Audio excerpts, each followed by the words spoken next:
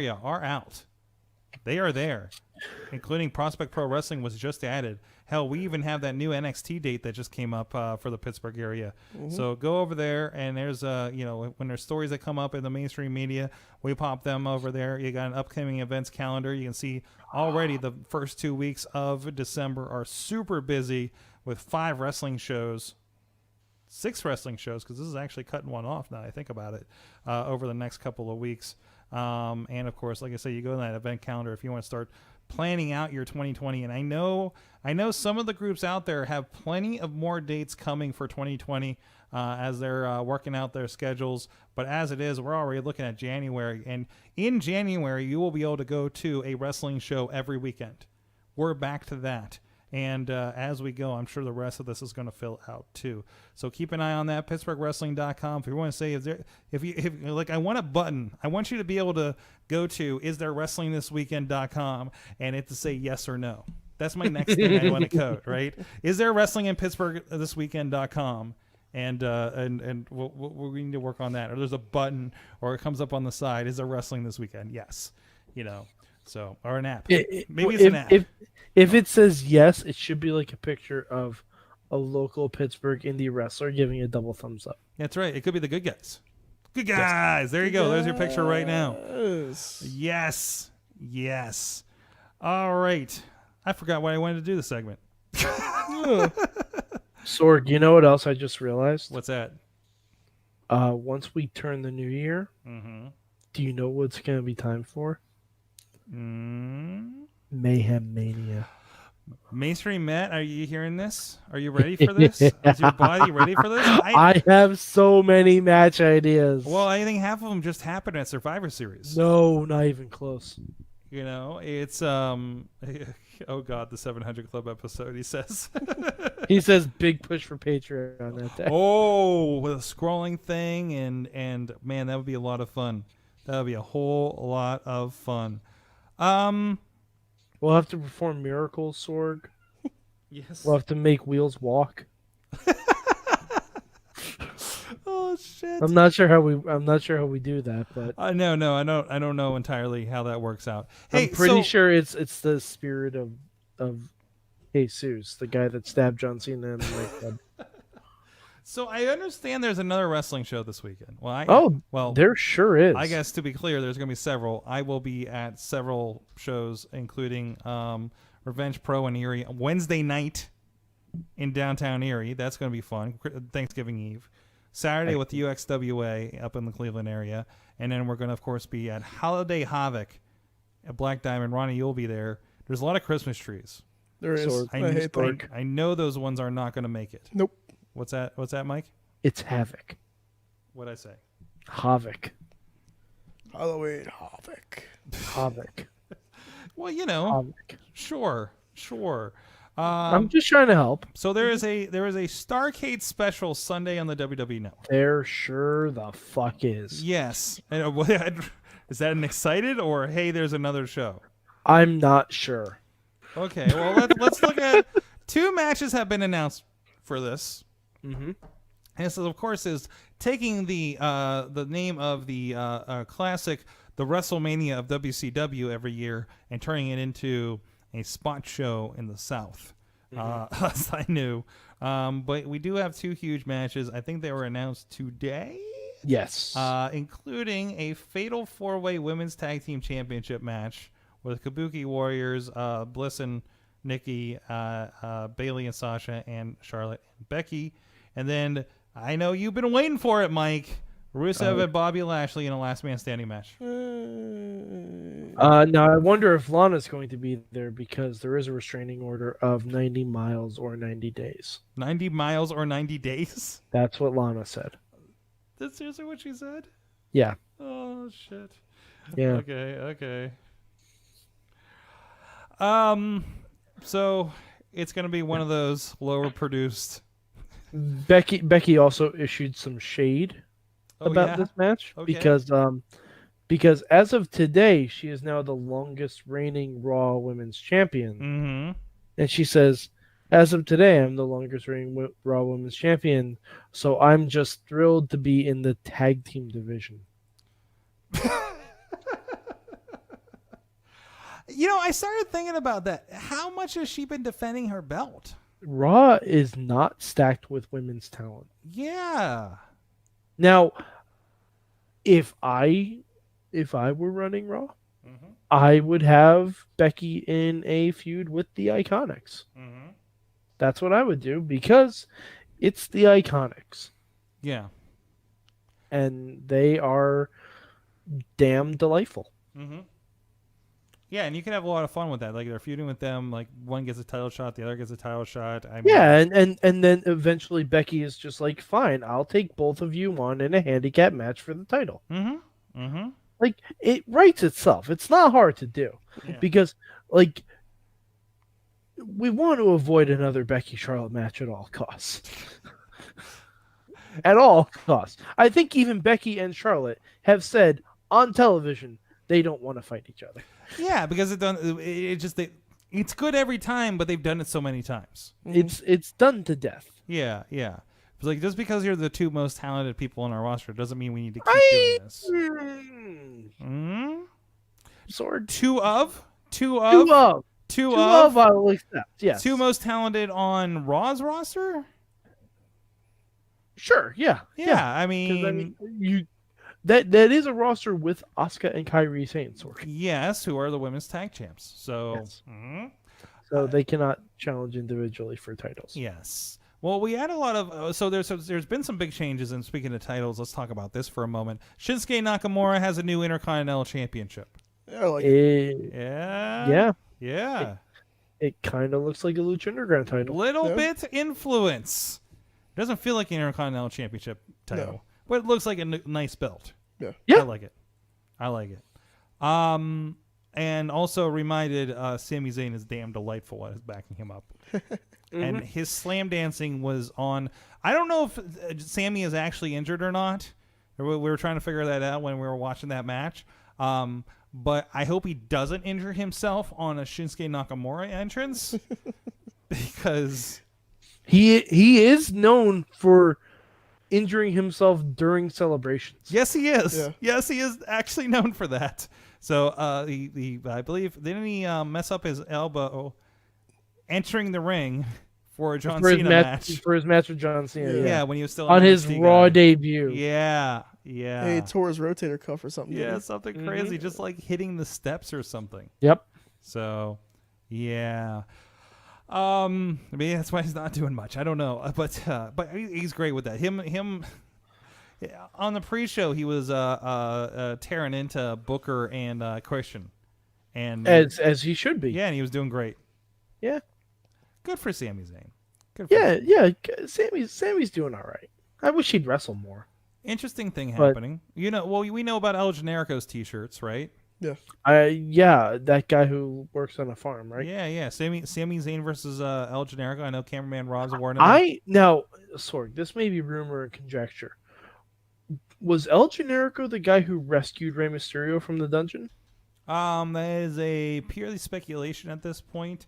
Okay. And it depends on which dirt sheet you read. Gotcha. Okay. But Pro Wrestling Tees, I thought this was an interesting email I got the other day. Now has Kevin Steen merchandise. Wow. Yeah. So interesting. I'm just like Kevin Steen. That guy? I'm like, and then I immediately ran to the website to see if Kevin Owens got let go from WWE. Because I'm like, oh shit, what happened? It seems like kind of an odd. I think they're just allowed to do that because there are a lot of guys that have. Like a lot of NXT guys still have their own pro wrestling tees. Yeah, it's pretty great they're doing that. So they're allowing them to, like, even Gargano and Ciampa have. They'll kind of work their own brands and stuff, right? Mm-hmm. Yeah. Like I mean, Stone Cold's over there. Hogan's got a thing. Like anybody that kind of has their own license to do things. Like WWE doesn't own Macho Man. Like I think Macho Man owns Macho Man, right? I think technically right? Lanny does. Lanny does, yeah, that makes sense. And there's one over there. CM Punk's always owned his name, so he's got merchandise over there. Austin's got one, and then you got like this is no longer like the indie page anymore, right? It's kind of. I mean, you can still find it. Oh, there's definitely stuff in there. I know a lot of guys that have pages over there. I mean, we still have a couple of shirts over there for Wrestling Mayhem show. please buy them.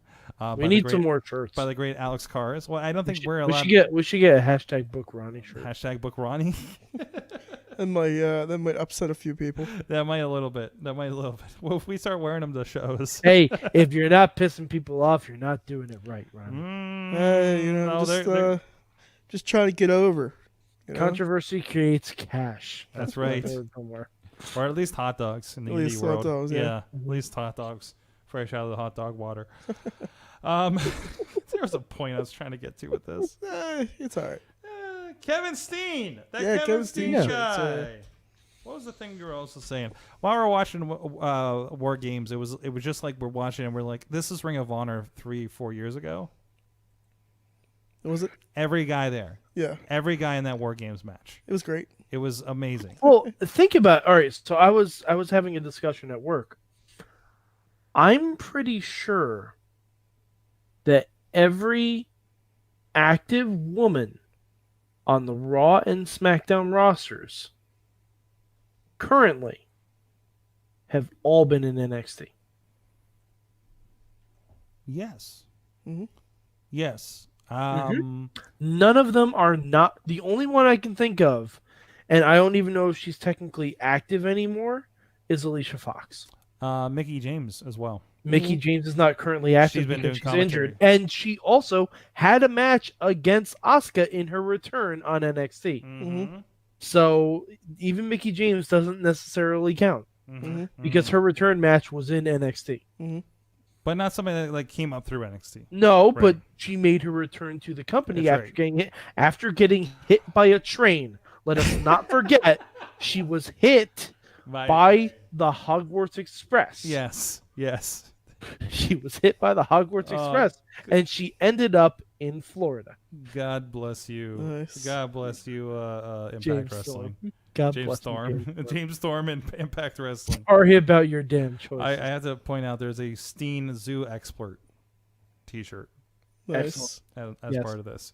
Fuck, what was I gonna... I don't know what to do with that. No, I just think that's really interesting that there's not a single woman on the main Tina's calling out Natalya, but under your... In NXT. She was in NXT. She had some matches with Charlotte coming out. She had a match for the NXT women's title against Charlotte. Like, she was in the tournament to determine that. The first NXT rival on the network. Yeah. I mean, even Natty has roots in NXT. They may not be where she started, but technically, if you count where Natty started, that was at Calgary Stampede. And that's grown through, and you see, man, Ring of Honor has been Ring of Honor has been we talk about NXT, all this talent came up and they've had to reset. Ring of Honor has had to do this multiple times, and they may be getting their worst blow right now. Yeah. Although it's self-inflicted. I was going to say it's also probably self-inflicted because we did get, like I said, a lot of those guys featured this weekend are, I'm like, Ring of Honor, right? Like where they come from. And it really was I'm watching this match and harkened back to the good days of watching a Ring of Honor match here in Pittsburgh. When those guys, when we had Bullet Club, Adam Cole, Bebe. And then now you've seen that again, but this time everybody went and formed AEW that was worthwhile. To the point where I keep hearing about how personnel is going to AEW, from the agents to the light board operators to the ring crew are going to AEW from Ring of Honor. Like that skeleton personnel that makes the show run well is going. I don't blame them. Apparently not, and it makes me wonder.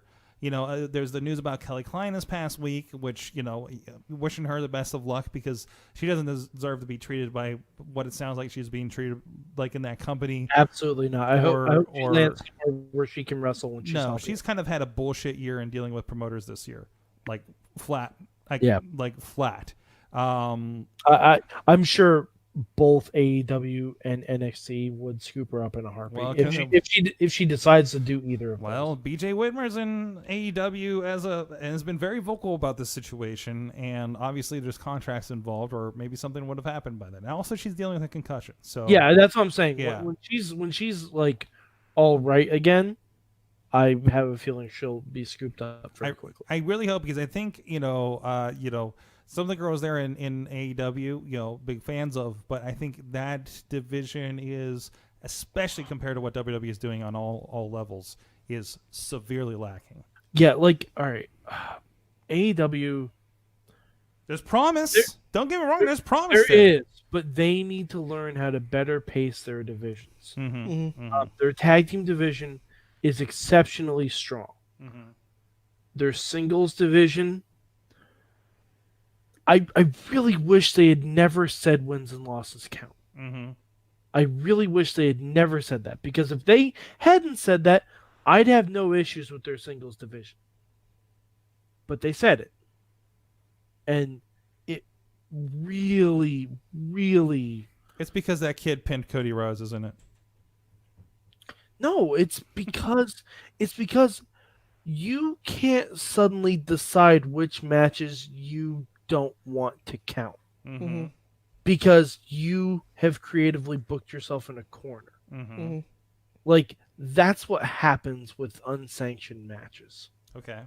Like, and yes, they're turning it into a story now, but that's only because they realize they fucked themselves. Whenever you say, well, they turn this into a story now, that I never want to discount that wasn't the plan. No, Sorg. No, seriously, because having heard booking discussions about the plans, though, they here and there, and then eventually we get to here. Maybe you don't know the lines in between that get us from A to B, but there's a skeleton, and there almost always is. And I can't believe even WWE, as haphazard as it feels week to week on, like I say, a Monday Night Raw, there isn't some kind of plan. Sometimes the plan gets dumped, right? Or changed, or something else replaces it because something else happens. About things, or it's a booking by committee because it's a big corporation and they have to fill 3 hours of stuff. But I don't believe, other than everybody's on a plane in Saudi Arabia and not back for SmackDown, that we really do throw. What happened, even to the point of what happened on SmackDown, was, well, hey, we're just going to bump up that thing we were going to do next week anyways. I don't think that was ever the plan. I don't think that kind of invasion thing was ever the plan. Seems like exactly what they do. No, not that version of it. Not that version of it. I'm saying not that version of it. No. If that episode of SmackDown doesn't go off as highly received as it was, I think the build to Survivor Series would have been vastly different. Okay. I think it would have been vastly different. But it is a thing. There was still going to be interplay in this build to Survivor Series to a three-way thing. And just because, But it wasn't supposed to start then. No, it wasn't. But it gave a little more energy to it. And maybe it wouldn't have worked as well in the long run, but it did, and that's the way they went. I think it was just going to be, these are the matches that are booked, and you'd have the individual shows talk about them on their individual shows. And maybe on the go home week you have one or two crossovers. Like, I think that was the original plan, but because the NXT invasion of SmackDown went so well, they just stepped it up. They just amped it up to everything, and that's that is being good reactive booking, and I think. And maybe it is or isn't the case in AEW, but I think making this lights out thing a storyline is part of the plan.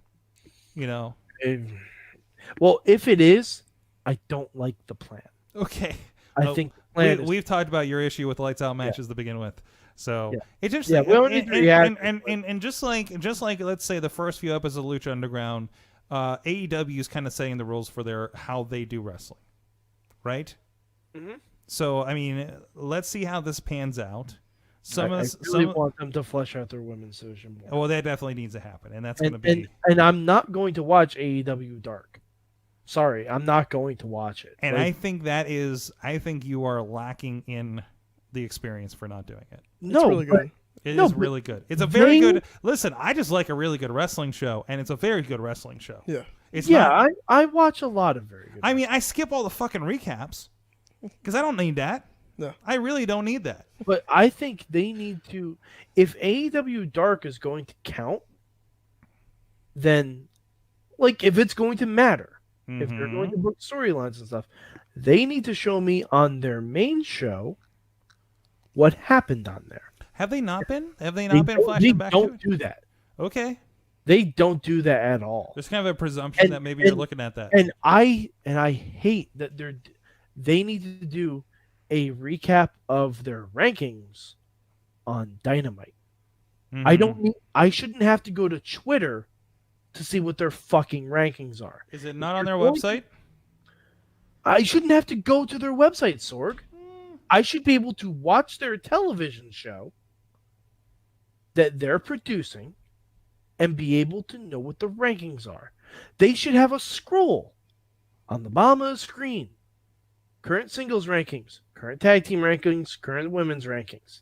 It's not hard. Like, you don't even have to dedicate a whole segment to talk about it.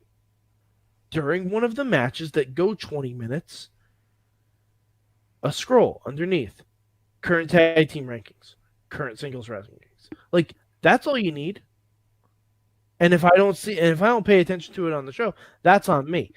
I don't like that they make you go to a whole bunch of different places to see stuff. Well, because WWE, to their credit, while they have stuff everywhere, the stuff that counts for Raw, SmackDown, and NXT, even if it happens on Twitter, on .com, on YouTube, wherever, they show you it on the main show. Not always. More often than not. They will from time to time, but sometimes so-and-so has been saying a lot of stuff about this person on Twitter lately, and we don't get like an on-screen graphic per se. They do that, though. It happens at times, but I'm saying it's not. I don't think it's as... I think it's kind of slipped in there more than anything. I'm actually having a hard time finding the rankings in general. Exactly. That's what I'm saying. That is an issue. It shouldn't be this hard to find the rankings. Well, hey, I kind of made a big thing about another local promotion that had rankings. And like, well, I don't understand your rules and your rankings. Put it on your website, you know. And then we ignored the rules. So, anyways, but were they drinking White Claw? That might be why. There's no laws. I don't think he's a White Claw drinker, Ronnie. I don't think you've ever seen him with it on in hand. No. Yeah, you gotta drink the claw, man. It is the no law. No laws when you're drinking claws. There you go. All right, guys. By the way, if there's not a like peppermint themed White Claw called Mrs. Claus out this year, Oh, there definitely will be, dude. There has to be. What the fuck are we even doing? Oh, I know why you can't find it, because they have all the gifts up for AEW Dark. So, but that's what I'm saying. But there should be a dedicated page on their website for the rankings. Yeah, I'm not seeing it. Definitely not seeing it. Exactly. Right, that's what I'm saying. I'm if under news, you're basing everything on the rankings, and I can't see it when I go to your homepage. Hold on. We're doing the thing right now. All right. Yeah, I'm not seeing it. Yeah, right. That's weird. Man. I'm with you. I mean, especially if they're starting. And I felt like just in the last week they've been making a big deal about these rankings. Mm-hmm. And Scorpio Sky is getting a title shot. Right. I'm sorry. What exactly is his singles ranking? Because I guarantee it's not as good as PAC's. Nope. Mm-hmm. Well, this also, is what I'm saying. Like, whoa. Just because you have rankings doesn't mean title shots are not going to happen just for the number one contender. No, actually it does. Because that's what they said. That's what they said, Sorg. Okay, but that's not me. Okay, that's what they said. That's not me. That's what they say. Okay, but sometimes, there's personal beefs and challenges. But no, Sorg. But you're saying that can never happen. If they say, Sorg, they're the ones that said wins and losses matter. That doesn't. Whoa. But what I'm saying is, Brandon Cutler, a guy who has not won a single match on television. No. If he walks up and kicks Chris Jericho in the dick, does he get a title shot? This is the exact segment that they made fun of on Raw a couple weeks ago with Shelton Benjamin and Rey Mysterio. Okay. This is the exact thing. Mm-hmm. Like, you can't have your cake and eat it too. Okay. You either say wins and losses matter, first of all, or you can do storyline. First of all, we're not talking about AEW's catering. Okay. But you can't. But you can't have. You can't say wins and losses matter and then do storyline title matches. You can't do both. Ronnie, you're giggling over there. What do you think? You've been booked in a few things with rankings and such. Yeah. How's that Triple Crown Championship treating you? Good. Yeah, we're defending it, and I don't even know if we're defending it at the anniversary show. I don't know what any of the matches are at the anniversary show. Your strap. I don't even know there's going to be. I don't even know there's going to be matches at the anniversary show. We're doing something. All I know is you'll see it on Facebook. Yeah. It's going to be live. As far as I know, nice. I don't know. Nobody's told me any different. I'm literally going to grab the camera. Nobody's told me not to show up and connect it to the internet. I'm literally going to grab the camera and be like, "Hello, Facebook. Hello, welcome to the anniversary show." Indubitably. Yes. Anyways, what do you think about booking? I mean, AEW's okay right now. Okay, all right. It's a little confusing. They're kind of like, I don't know, contradicting themselves a little bit. But it's okay. I'm enjoying it for what it is. Sure, that's my answer. But see, the thing is, again, I'm not talking about the in-ring. The in-ring's fine. The in-ring's good. It's just the office making weird decisions. Everyone knows me. I'm a story guy. Yep. Okay, to be fair, so while the actual rankings I have not located yet, if you go to the roster page, I actually like this. They do have everybody's win-loss record. Yeah, but on here. All right, so I finally had. I kudos. went to their Twitter feed. Sorg, I went to their Twitter feed. Mm-hmm. You have to go back to 4 days ago for these rankings. Which, by the way, at least one of these should be a pinned tweet. Yeah. Yes. One of them should. All right. Just for a few days. Maybe it wasn't until Dark came out. Sorg, do you want the top 5 singles rankings? Let me know. So at number 5 we have Kenny Omega at 3 and 2.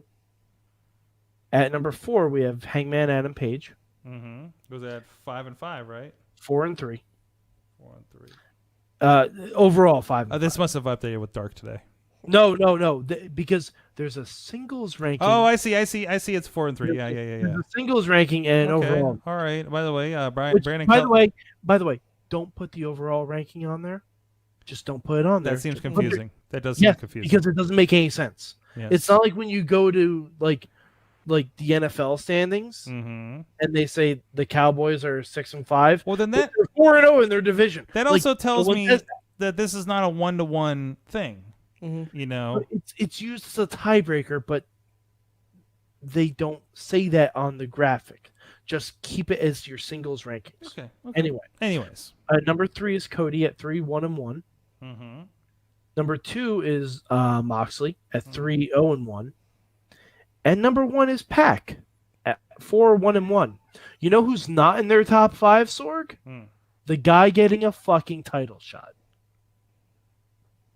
He's not in their top 5. Let's see what his actual record is. He is 9-3 overall, 5-2 tags, 4-0 in trios. And how many in singles?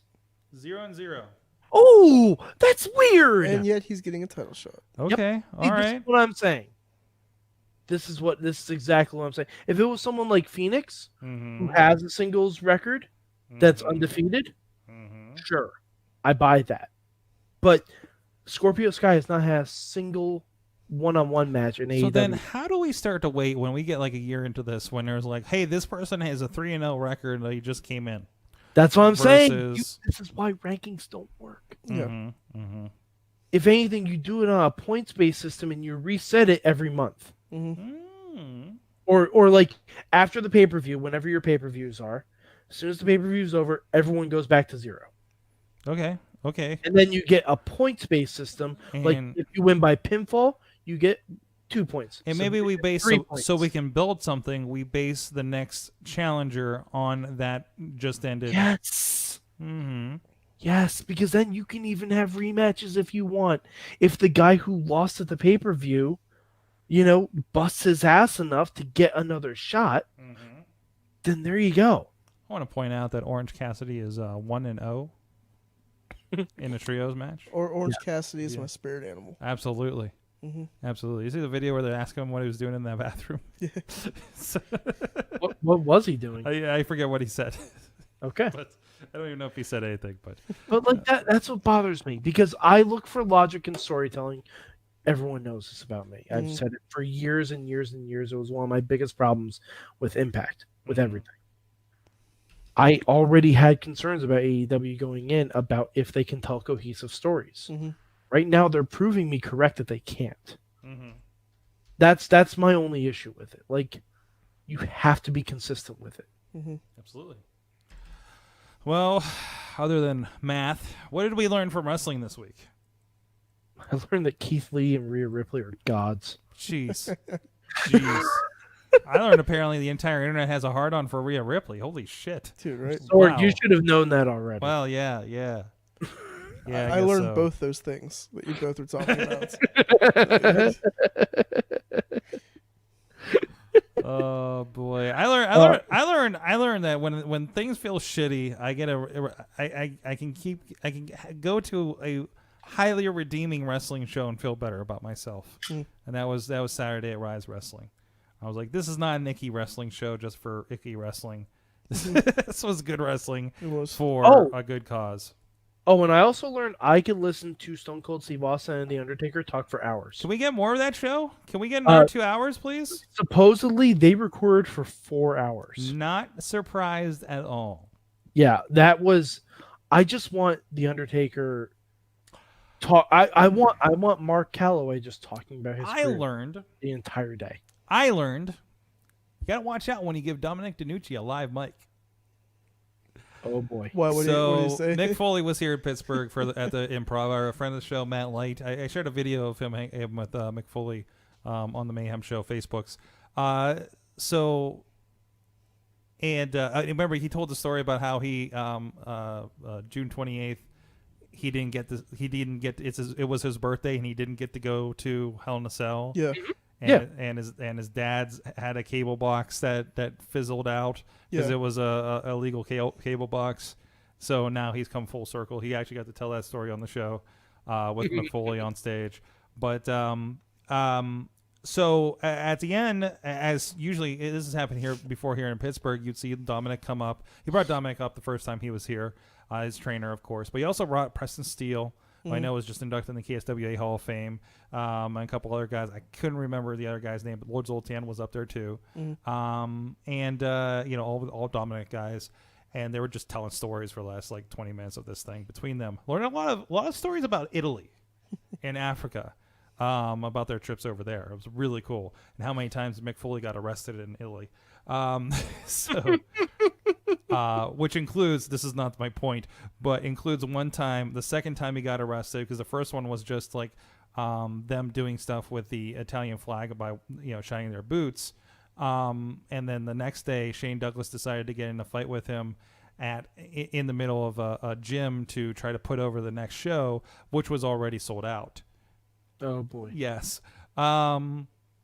But somebody asked, what do you think about, the current product versus how hard you guys worked back in the day? And Mick's given this answer, but I'm not going to say that the people don't work hard. They're out there. To be true, these guys are working their fucking asses off. I mean, look at a game, shows like War Games and everything just like that. Just look at Adam Cole's, since last Wednesday. Mm-hmm. Man had a ladder match. Hardest current guy working in wrestling. He had a ladder match. He invaded SmackDown. He had War Games, and he had a fucking match with Pete Dunne where he lost his fingers. Exactly. But so Dominic stops him in the middle of the thing and says, "Give me that mic," in Italian. Oh, no. And he goes, "The wrestling today is not worth a dime." Oh boy. Oh boy.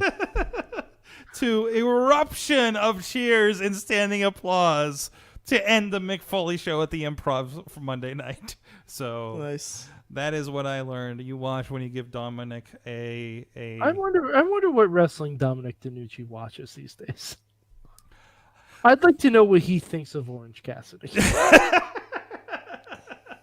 There has to be something to that, because I know, God, you talk to Jock Sampson, and he's he prides himself on being able to have a well-reacted to wrestling match with as little wrestling moves as possible. Mm-hmm. You know what I mean? And I'm not saying anything that is not you can't tell when you watch a Jock Sampson match. I think he would appreciate that guy. But also that Orange Cassidy can get over by just being Orange Cassidy. Yeah. I mean, I think that's he's the smartest professional wrestler working today. And he'll last the longest, right? Mm-hmm. Also, Tina learned that heel commentators can't get out of their own way. So you know how that. Ain't that the damn truth? Oh, seen that a lot on the Indies. So, all right, Ronnie Starks. What did I learn in wrestling? No, did you? I thought you already said that. I did. What were we? I zoned out. This is where you plug stuff. Oh yeah. You can follow me on the Twitter at Starks Wrestling. You can find me on the Facebook at Ronnie Starks. You can follow me on Instagram at the Ronnie Starks. And where you can find me. You got at least one show this weekend. Yeah, I got Black Diamond on Sunday. Black And Diamond. he will be Benwood, wrestling West in a Virginia. giant turkey suit. God, I hope not. Don't put that idea in Rick Diamond's head. Don't. Hashtag double Ronnie. Somebody message Rick right now. No, don't I know you somebody out fucking there has dare. his Facebook. Don't you guys fucking Wait, dare. did the Deck the Halls match get over with him? He laughed. He's like, if somebody gives me a bunch of lights, we can do it. What? Yeah. Oh boy. Oh, might be Oh, donating to the boy. cause. Yeah, that's the only way because he's man. not going to buy a bunch of lights. Yeah, he just bought a bunch of Christmas trees. So Yeah, so if somebody brings him a bunch of lights. By the way, he's do giving it. us pictures of the Diamond Place with all his Christmas trees at ringside. Yeah. They are not making it through the show. I remember No, last year no. Beastman chucking a Christmas tree at somebody. Yeah. So Something's going to happen to them Just trees. what's that? Just one? I think there was only one. Now there's at least like 5 of them out there. Yeah, there's way too many. Boy. Oh boy. Now, what is it going to look like? The film a wrestling show at Christmas Tree Lane? We're going to find out. Oh yeah. I'm at least kicking or throwing one of them keep, trees. and for me, I specifically name drop Cranak's Christmas Tree Lane up in Hermitage, PA. And I popped. Right, okay. I knew some people got that one, and so now I want to get like Zeke Mercer to be like an animatronic with candy canes or something. Someone like, needs to help me DDT someone out. else through a wreath. Through a wreath. Through a wreath. And then when they pop back up, like their wreath is Their red. head is, yeah. Yeah, Yeah. we just I need to go to Cranex here pretty soon. And It's if been there a are couple porta years. potties at said show, someone needs to come out and say No. shitter it's full. no, but there is a unisex bathroom. Oh no, oh my god, Sorg. All right, this is a question before we end the show. Has anyone ever had a Home Alone brawl What? for Christmas? And what would that involve? Where the only weapons allowed are things Kevin has used in the Home Alone movies. Oh, That no. includes a Whereas- blowtorch. As opposed to a bag of thumbtacks, it's a bag of micro machines. Well, at least you didn't say, And somebody has to yell, Yeah. "Keep the change, you filthy animal!" yeah. Yes. Good And then it's Dennis Gregory, and you throw fucking change at him. Again, respect the lore. Respect the lore. I have to respect the lore more often. Mad Mike 483 on the Twitter. YouTube.com/Poppy. Of course, of Sorgatron on the Twitter. This is the last podcast of the week. Well, okay, we're recording one tomorrow, but it's not technically one you're going to see. But we will be back with regular stuff. We should be back next Monday with the Monday Mayhem wrap up, in at least 3 weeks of mayhem getting thrown down before the holidays.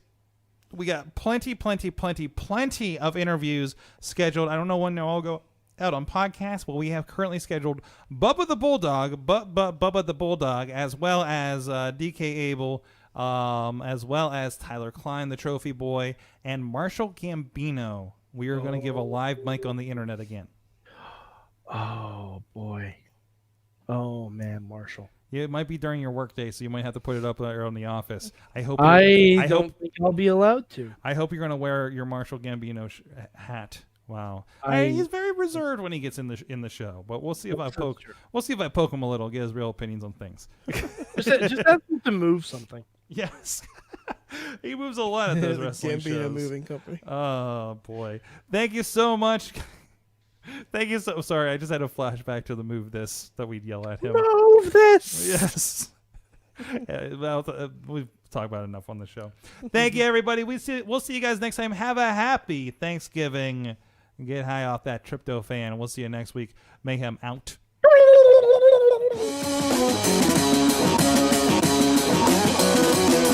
Well, some people talk the talk, others walk the walk. So if you're right here and it's right now, you walk the walk. You live full impact mindfulness. And to live full impact mindfulness, you wear it proudly. You wear your colors. Fly the flag. I'm flying the flag of full impact mindfulness. This was a challenge. It certainly was, but I knew that going into it, and I knew that it was Jim, and I love Jim, and I knew this was going to be fun, and I had to do it. The tattoo that I'm having done right now is the Full Impact Mindfulness logo. It's about, I'm really not the type of person that is sitting on the satin pillows, surrounded by 10,000 candles with my eyes closed going all day. That's wonderful. That's a good thing. That can center yourself. I'm much more interested in pushing the envelope, stepping outside the comfort zone, and helping people fully participate in their lives. And every day to say, no, I had no regrets today.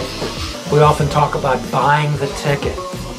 We often talk about people who live their life on wishes and hopes, waiting for something to happen, hoping that something will happen, wishing that something will happen, or sitting back and maybe perhaps feeling entitled and saying, I know it's coming. All I have to do is be patient and wait. Well, you can be patient and wait. Buy the ticket. You can't get on the ride unless you buy the ticket. And that's not necessarily a monetary cost.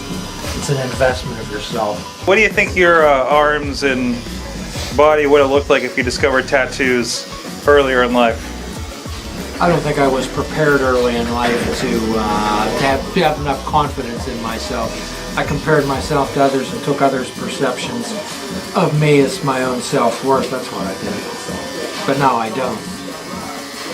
And some people say, hey man, that's really cool. Other people look at me and just shake their head. And that's okay. So there it is. So Jim, how you feeling? I'm feeling like I'm spreading my wings and I could fly.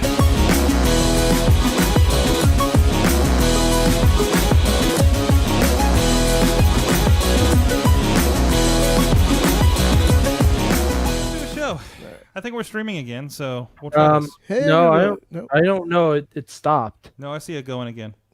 Oh, okay. It should refresh, or if you refresh the page, it should be going in the same Okay. place. Yeah, like I'm seeing it. Oh yeah, there we go. There we go. So, all right, we're gonna do that. We're gonna do a share. Boop. I'm gonna do a watch party over on this computer. Nope, that is Twitter. That is Twitter. The Twitter machine. Oh wait, this is last week when you were playing with Ghostbusters toys. Why is that on here? But you know what game I do want? What's that? Lego Star Wars: The Skywalker Saga. Oh, Is that a new one? It is. I didn't think it was. I saw an interview about it today. It is new. there's a It's not. It's not just a port of the first two trilogies and then like new stuff. For I have the like new full movies. trilogy stuff that they've given me on. No, I think they use the I think they put back in the voices and stuff because the first Lego Star Wars games did not have voices. Here we go. Ready? Yeah. Ready to show? yeah. Let's do this. It is the Wrestling Mayhem Show, episode 692 Tuesday. We've been talking about professionalized wrestling. I'm Mike Sorgatron on Twitter. That's right. I'm going with it. We don't give any fucks. It is Thanksgiving week. It is a holiday. We have with us from Beacon, New York, the only Mayhemmer with a future endeavor letter from the WWE. It is Mad Mike. Hey Sorg, the only turkey I see is sitting over there on the fucking couch. Whoa, right there. We got a Gobble long gobble, shot. motherfuckers! It's Ronnie Starks. Hello, everyone. I guess I'm a giant fucking turkey.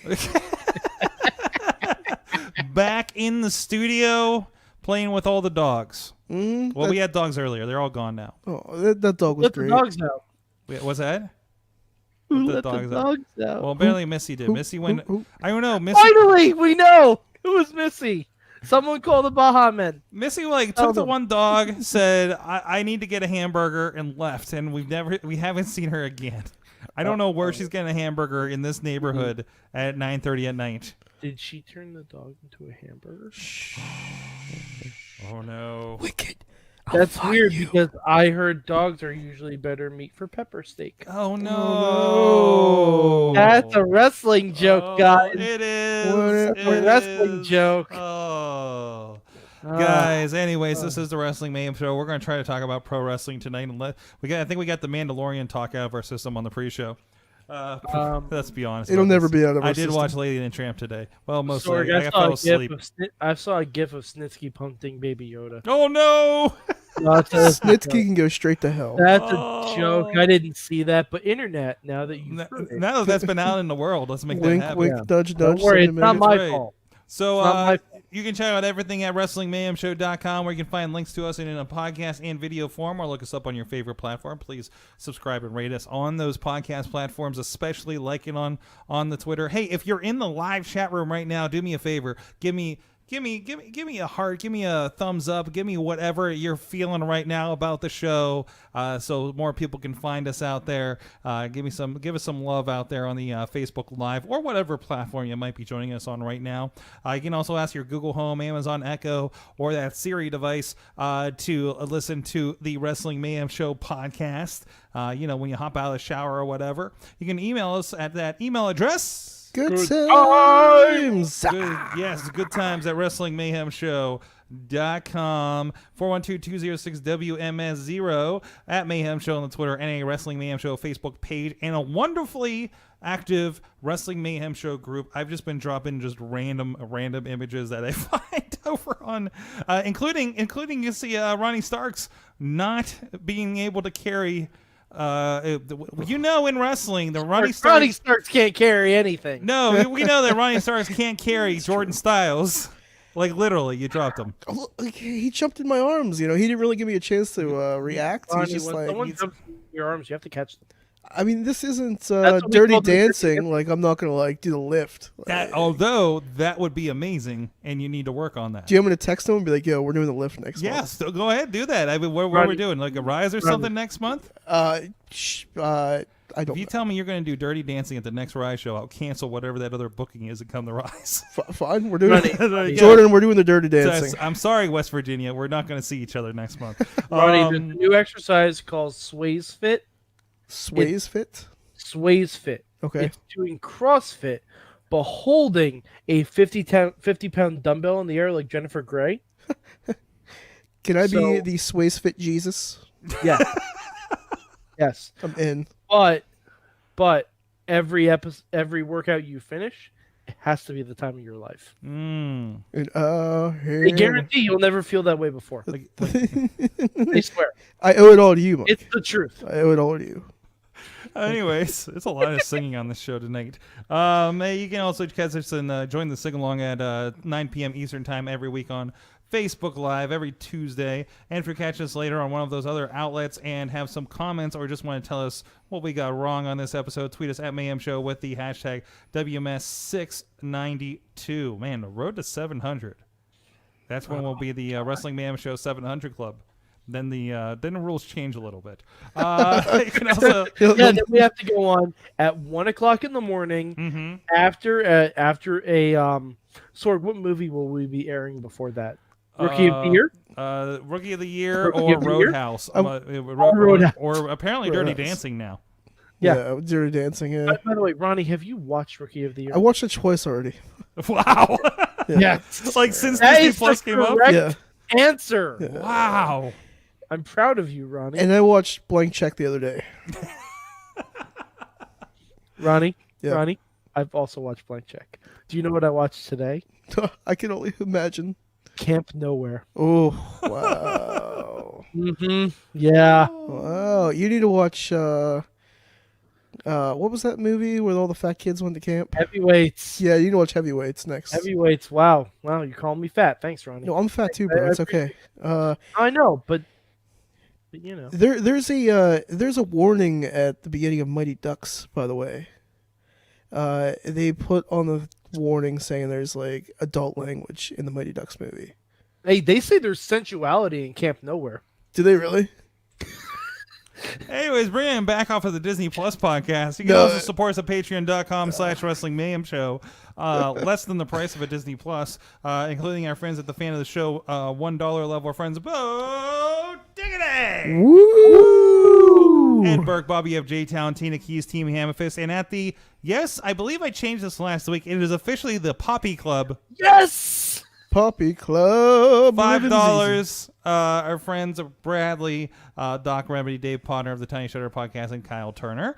I finally incepted Sorg. And the Pizza Club, $10 level. Our friend at $13, Ryan Clark. And our manager at $20, OccupyProWrestling.com. You can support the show too at patreon.com/Wrestling Mayhem Show and get a little bit extra content for your donation as well and help the Mayhem Show grow.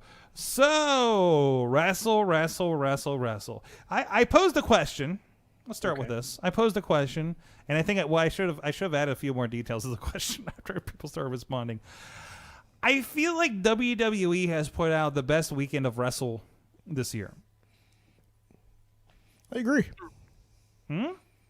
I concur. Mm-hmm. And again, this is like we're of course pollinating the NXT all over the place. And I remember we were sitting there, and I think it was Billy Johnson that was saying that it just seems like, and we've noticed this several times. It just seems like that secondary main pay-per-view, whether it be a SummerSlam, Survivor Series, Money in the Bank, is always paling in comparison than that Saturday Night Takeover, right? By the way, I've been told that we should no longer call it WrestleMania weekend or Survivor Series weekend or Royal Rumble weekend. They are called Takeover weekends. Yeah, that's a good suggestion, considering. And it seemed like kind of long in the tooth, and I know some of us have other issues with the multi-person run-ins that are happening the weeks leading up to Survivor Series. Some other technical reasons for that. 15 people matches, Sorg. Yeah. How you doing? It hasn't driven you to drink, has it? Oh, not yet. No. Wait till Thursday. Wait till Thursday? I'm just gonna start downing gravy. That's what's gonna happen. Are you gonna dip it in biscuits? Nope, And I'm gravy? just gonna funnel it down my gullet. Gravy. Thank you for that, because I completely said there goes Festus when he got dumped out of the ring last week. We're on the same brainwave, bud. We got this. Oh man, anyways, I love Luke Gallows. We almost had him on the show once, and he's like, "Hey, I can't do this because I just signed this contract. Do you want to talk to Domino?" And I said no. You should have said yes. I should have said yes, but why wouldn't we talk to Domino? I'm just like, man, I don't know. I don't know what to ask Domino right now. What was Cherry up to? Exactly what to ask Domino. What would you ask Domino if we would have had him on? Is Cherry really good in those roller skates? Or are they fixed? Because I don't know if I ever saw her skate in them. Okay. I saw her walk in them. I feel like the wheels were locked. Okay. It was a legitimate question I've had for years. It's a good question. They definitely had to have been locked because there's no issue skating. I feel like they had to have been. Anyways, it's not like we're watching fucking Brink over here. She was in a skirt and roller skates. Brink? What? Yeah, Brink. What are we talking? Sorg. Are you not up to date on your DComs? My what's? Disney Channel original movies, Sorg? No, I'm not. We were just having a discussion. Damn it. Man, Sorg. I did not. Listen. I was telling him about Hatching Pete, and he's like, I don't know what you're talking about. Listen, man. Minutemen. Whenever I would have been somebody of the age to watch Disney Channel original movies, I did not have the Disney Channel. Sorg, you have Disney Plus now. I do. It's time, Sorg. Your mission. I've given Ronnie a mission. He's completed it twice. Mm-hmm. Sorg, your mission is to watch 2 out of the 3. And I'm saying 2 out of the 3 because Ronnie watched Rookie of the Year twice. Okay? So, Sorg, by next week, you have to watch 2 out of the 3 of these. Okay? All right. I'm going to add them to my watch list right now. Yep. Okay. Brink? Yes. Mm-hmm. What's Brink about? It's about rollerbladers, Sorg. Oh, yeah, there it is. Are we going to make him watch Mr. Boogity? No. Oh, no. I have that's another game. All right, there's Brink. Oh, they look like bad boys. It's a good movie. Don't worry about it. Yes. Xenon, Girl in the 21st Century. Oh, How yeah. do I spell that? Xenon. Zenon. Don't worry, it'll come up. Yeah. Cenon. Yep. Okay. Johnny Tsunami. Hold on. Wait for Xenon. Oh. Okay. Wait. There's a couple of these. Wait a minute.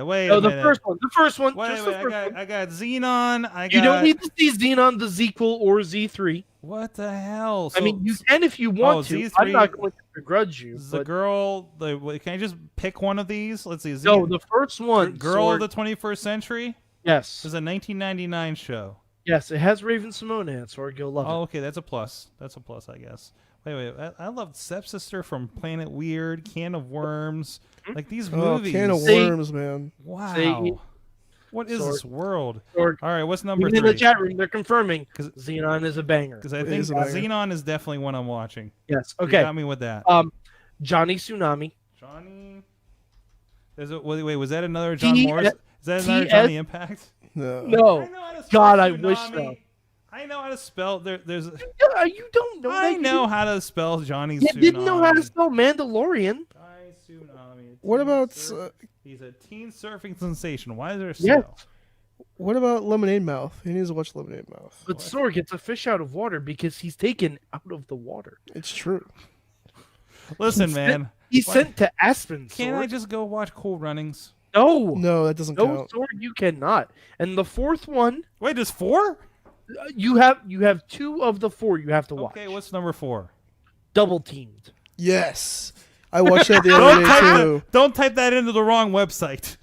I mean, yeah. Absolutely type that into the wrong website. Like, and even take so just good. Generally take Disney movies. Wait, Doug is on here? That's Or- Disney's don't get Doug, not distracted. Nickelodeon Door. You Oh, is it not as good? no, you just Oh, ignore Lord. that. Oh You no. ignore that. That's the ABC, Doug. We don't talk about that. We don't talk That about never ABC, happened. Don't Doug? talk about the ABC, Doug, with Dirt Bike Cleopatra funny, all right? Oh, And- man. Don't talk about that shit. And don't you dare watch Doug's first movie because that was Doug's last movie. Yeah. What? It was Doug's garbage. first movie was also his last. Oh, it was terrible. Yeah, it was not Man. great. Jeez. It was not So great. basically, we're watching this instead of WWE Network lately, right? Right. Yes. Yes. Categorically. Sorry, Sorg, WWE Network. Sorg, Home Alone's 1 through 3 are on there. What? Yeah. Yeah. I'm typing this in and checking. Sorg, Sorry. I've listened, And I've listened is to this a them new all. record and this becoming the Disney podcast? Is it? No, because we actually should talk about wrestling. And conferring with Tina, Flight of the Navigator is one of the best movies of all time.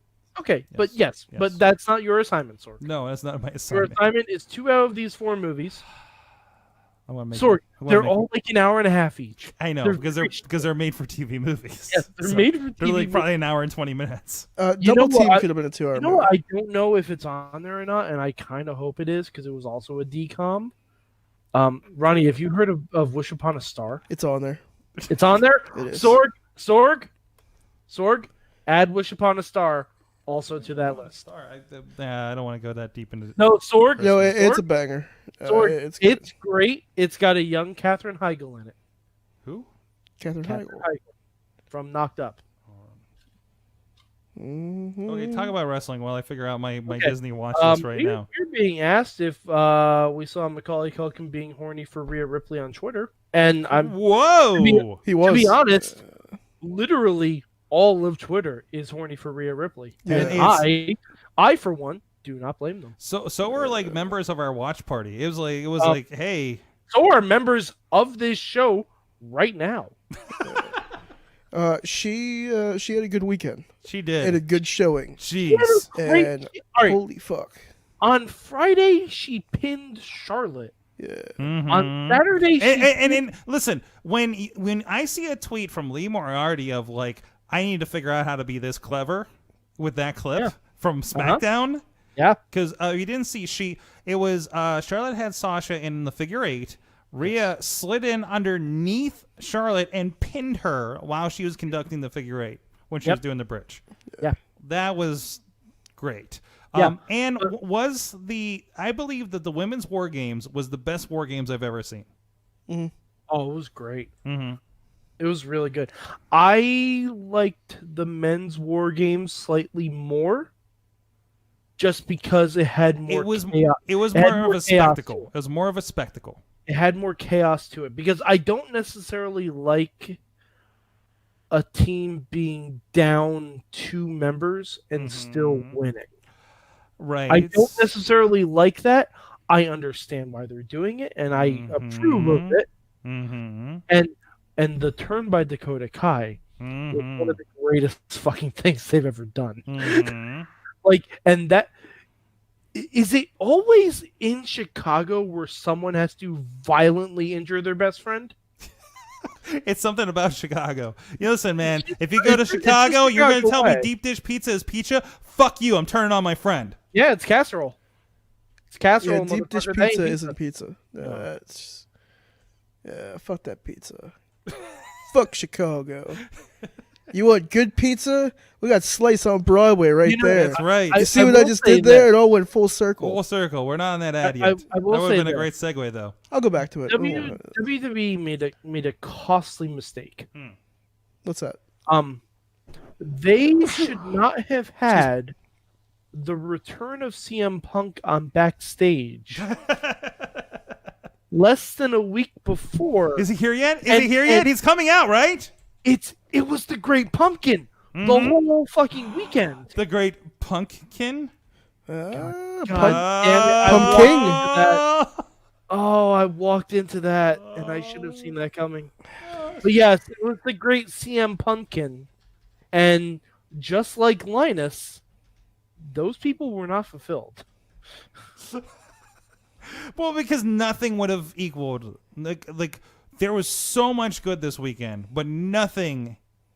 It's like it killed the Survivor Series crowd. It did, and it's a shame because Survivor Series, I thought, was a fun show with a few really dumb decisions. But a fun show overall. It was fun. It was one. I want to point out one thing because we've argued about this in the past, Mike, about whether the pre-show counts, and then the Survivor Series went and said we don't count. Count last year. It didn't count last year. It did not count this year. But this year, have we come full circle on the kickoff show is pay-per-view?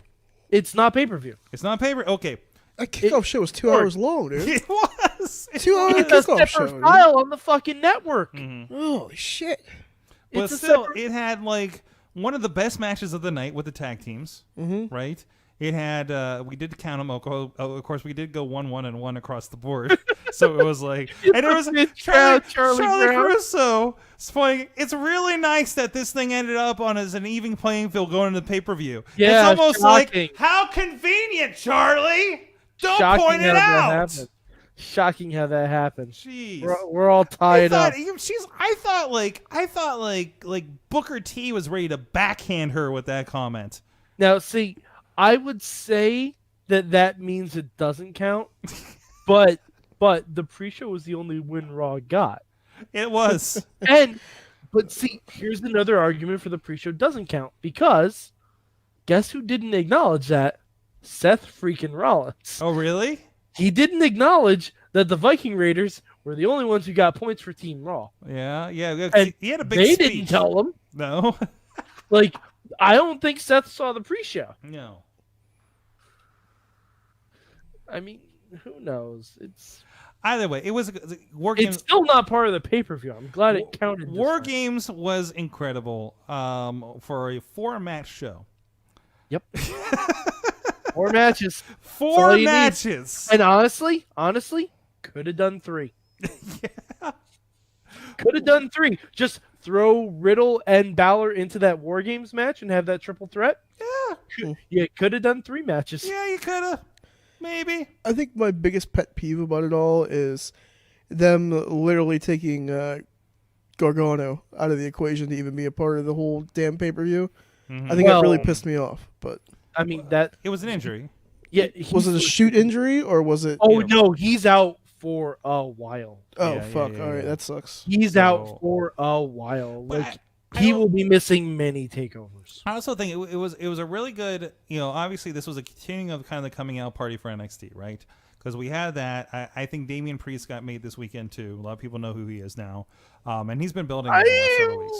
I don't know about that. No, okay, all He right. did not have a strong showing on Survivor Series. Damian? Yeah, he did. Oh not. yeah. Hey, he had a better He showing. walked in, he got RKO'd. That was it. He had a better showing than Walter. Don't even. Oh. No. Wait That a was bullshit. way to piss When, off a when cotton. that was the first fall, Mm-hmm. I had PTSD from the Extreme Elimination Chamber match from December to Dismember. God, Mhm. ugh. That's I felt that like that was visceral. Like they could have fucked that entire matchup. Mm-hmm.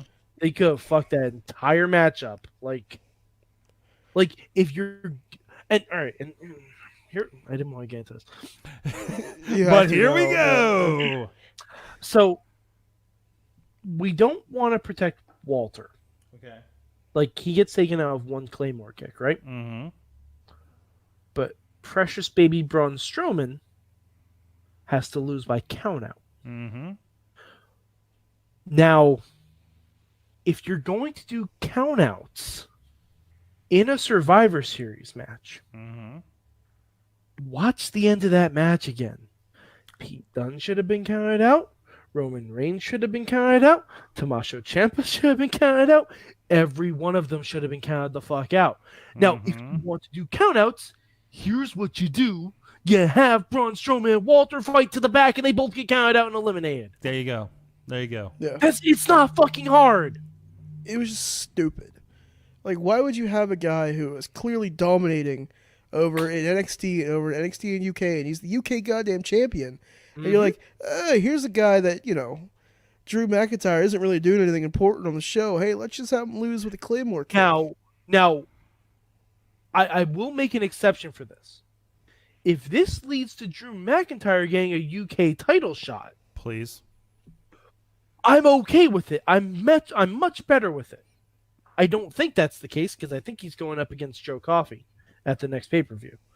But if that leads to Drew McIntyre somehow going to NXT UK to get a title shot, that's slightly better. And then Walter destroys him, as he should, because he's Walter. All caps. No, yeah, all caps. No other. All caps. All right, I want to talk a little bit more about this, including kind of what is NXT's newest position in the landscape of WWE here. But first, I want to give a shout out. We got a great thing going on over at IndieWrestling.us, the Indie Wrestling Network, IndieWrestling.network. We got a lot of great content, including I think it was up within 24 hours of the show. We had the Rise Wrestling Inclusion Revolution up on the Indie Wrestling Network. You can check out. It was a great night. I know, Ronnie, you were a part of that as well. That was really fun. And it was a really cool event that was for Special Olympics of Pennsylvania, Fayette County. I know a lot of the athletes of the Special Olympics were involved in coming out with a lot of the wrestlers that night too. So that was a really cool thing that was going on. And also, I can confirm that production and editing has begun on Refs with Rigatoni. Yay! That is a thing that is happening right now. Sorg, I can also confirm that one Ziggy Heim has accepted the offer to do a Mandalorian podcast. Fantastic. Yes. That happened before the show. All right. We're just going to have to, what should that be like a direction we go in the Wrestling Mayhem Show Podcast Network? We just do shows that are other shows, but happen to involve wrestling. Sorg, I want to do a whole podcast about Crisis on Infinite Earths. Can we please? Like, seriously, I'd love to talk about it. This might be a thing that happens. Hey, it's one way to expand, right? But anyways, go check it out. A lot of great stuff happening over there. Also, just this past week, some best ofs, including an old best of CM Punk Volume 1 has gone up on the network, including matches from like 2002 and 2003 on there with AJ Styles, Christopher Daniels, and even some of our local favorites here that you can check out. I say the Adam Cole, his kind of Pittsburgh run here that went down at the end of that was just a couple of years ago, wasn't it? Hey, greatness right there. There's a greatness right there. There's your trailer for the Inclusion Revolution. Go check that out. A lot of great content. We're up to. I was doing the math. 3 to 5 new wrestling shows every month on IndieWrestling.network that you can get for only $5.99. You can go dip into the content. With us, we got Waffles with Women, which includes Ziggy Heim. You can also check out Breakfast with Champions, and of course, coming up, Russ with Rigatoni, and We Are Not Down There, and Duke and Doe's Hardcore Memories. We got 10 episodes of that, including Shirley Doe reminiscing about the good old ECW days. And a side note, has nothing to do with the network, but there's been a Fight Society podcast that we've been rolling out the last couple months, and this week is BC Steel, which is fantastic. And then the week after that is a nice 20. Oh, I got it right in front of me here. No, I don't, because it's a premiere. We got about a 20-25 minute talk with Shirley Doe that he gets really deep into some of his wrestling philosophy, actually, a little bit, and influences and things like that. And we've had an hour interview with him here for Indie Wrestling or Indie Mayhem show. And those podcasts are also posted over on IndieWrestling.us and WrestlingMayhemShow.com. A lot of great stuff happening all over the place with a lot of our great partners: Rise Wrestling with a Y, Prospect Pro Wrestling, Black Diamond Wrestling, and other partners as well. Renegade Wrestling Alliance. I knew I was getting one. So, and a lot of great, cool content there. Premier Championship Wrestling have been putting a lot of their shows up as well. And we'll get another one up here in a week, I believe, will be the next release for them. So go check it out. We got a lot of content there. And support indie wrestling. All right. So with that, I want to come back around again. So we have WWE has introduced NXT to the rest of the WWE universe landscape, right? And showed that they are much better. And showed and gave them the win at Survivor Series, right? Just gave them the win. NXT fucking dominated. Yeah. They did. So really kind of pushing that as this is the next level. These guys are nipping at everybody's heels. Yeah. Please go watch on Wednesday nights What Other Wrestling Show. I think we're going to see an NXT title match at WrestleMania. I think we've opened that up with Survivor Series. We had a title match with Pete Dunne and Adam Cole at Survivor Series. Bebe. Excuse me. Sorry. It's a reflex. I mispronounced his name. I think, is this bringing us into NXT matches will be happening on pay-per-views? No, just this one instance? No. Maybe Big Four? We'll probably get a title match at the Rumble and then a title match at WrestleMania. I think NXT guys are going to be all over that Rumble. Oh, I guarantee it. I think we're going 10, 10, and 10, right? I think we should go to 40-man Rumbles. What if an NXT guy I think we should go to 40-man and 40-woman Rumbles. I think there's enough of a roster. True. Yeah, or keep the women at 30 and go to 40-man Rumbles. What's that, Ronnie? I forget what I said. I don't think it was important. Okay, Skype run over. And a confirmation for Alex Cars out there out in Cali. So we're clear, the pre-show matches did count for these counts, just not for Seth Rollins.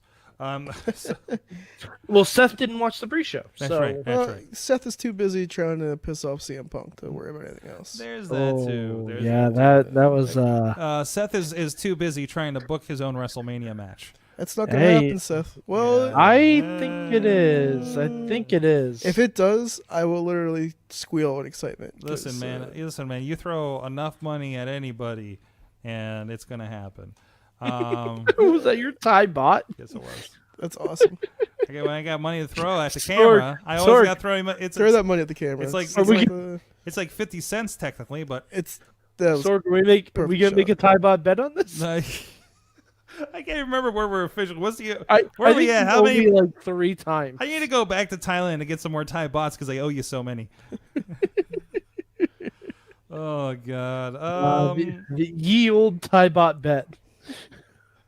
At the 10-year anniversary, I just want to go back to Thailand with Chess Flexor so I can watch the rest of the ping pong show. Yes. Wait, you actually went to Thailand? Yeah, I went to Thailand with Chess Flexor. study the lore. You don't Ronnie. know about this? What? Go look Ronnie, at. study the lore. Just go look at my Facebook from 3 years ago. Lorgatron. That's the most random. Okay, yeah. Is there videos and shit? Yeah. Oh, I'm in. The whole point was that I was shooting video. No, I'm totally stalking your Facebook later. Yeah, they're like, hey, if we pay for you to go to Thailand, will you shoot video for us? And I'm like, yes. Did you guys go to Bangkok when you went to Thailand? Yeah, Bangkok and Phuket. Holy fuck, dude. Yeah. Was the whole world your oyster when you're in Bangkok? Wow, I mean. One night in Bangkok and the world's your I got offered oyster. things that I probably shouldn't have been offered. Yes. Is it true? I mean, Are there chicks with dicks in Bangkok? oh, I know that Flexer went to a ladyboy show. I love that fucking dude. Oh, we'll tell you some stories off air. Oh. Anyways, God, I gotta message him later. I'm like, dude, what go the look shit? at his YouTube channel. A lot of those videos are on there. No, I totally am. Yes, 3 years ago, huh? 3 years ago. I Wow. just got the notification like yesterday of like the first day in Bangkok when I woke up and saw the view from my 16th floor hotel room. Dude, like that's a good memory to have. Yeah, You're it's like, a good fucking memory. I remember those days. Yeah, yeah. It was 3 years ago. I literally woke up on the other side of the world for the first time. That's awesome. Yeah, so there's that. Pro wrestling, man. You never know where it's going to take you. That's a trip, man. Anyways, back to other things. Yeah, Ronnie doesn't know the lore. That's not a shocker. Yeah, seriously. Ronnie, Ronnie. All right, your homework for this week, Ronnie, is to listen to 691 episodes of the Wrestling Mayhem Show. I'll just skip 2 from 3 years ago and listen to and watch everything that happened to them. There in you go. Bangkok. There you go. I don't know how much. I don't know how much we talked about on the Mayhem Show of that, but I'm jealous. I want to go to Bangkok. I was editing the Mayhem Show while I was in Thailand. So Yeah, because what was did like Matt run it? I think Matt ran it that time. Yeah. Yeah. Yeah. Awesome, So, dude. Yep. Wow. All right. So how do we think NXT is going to be? Like, obviously involved with this, but I mean, hopefully we go back. Everybody's going to stay on their own show at this point, I think Yeah. they right? would, yeah. I mean, we're going to roll back to that. Because honestly, NXT has no reason to show up on Raw and SmackDown anymore. Nope. They they beat everyone. Nope, they showed it.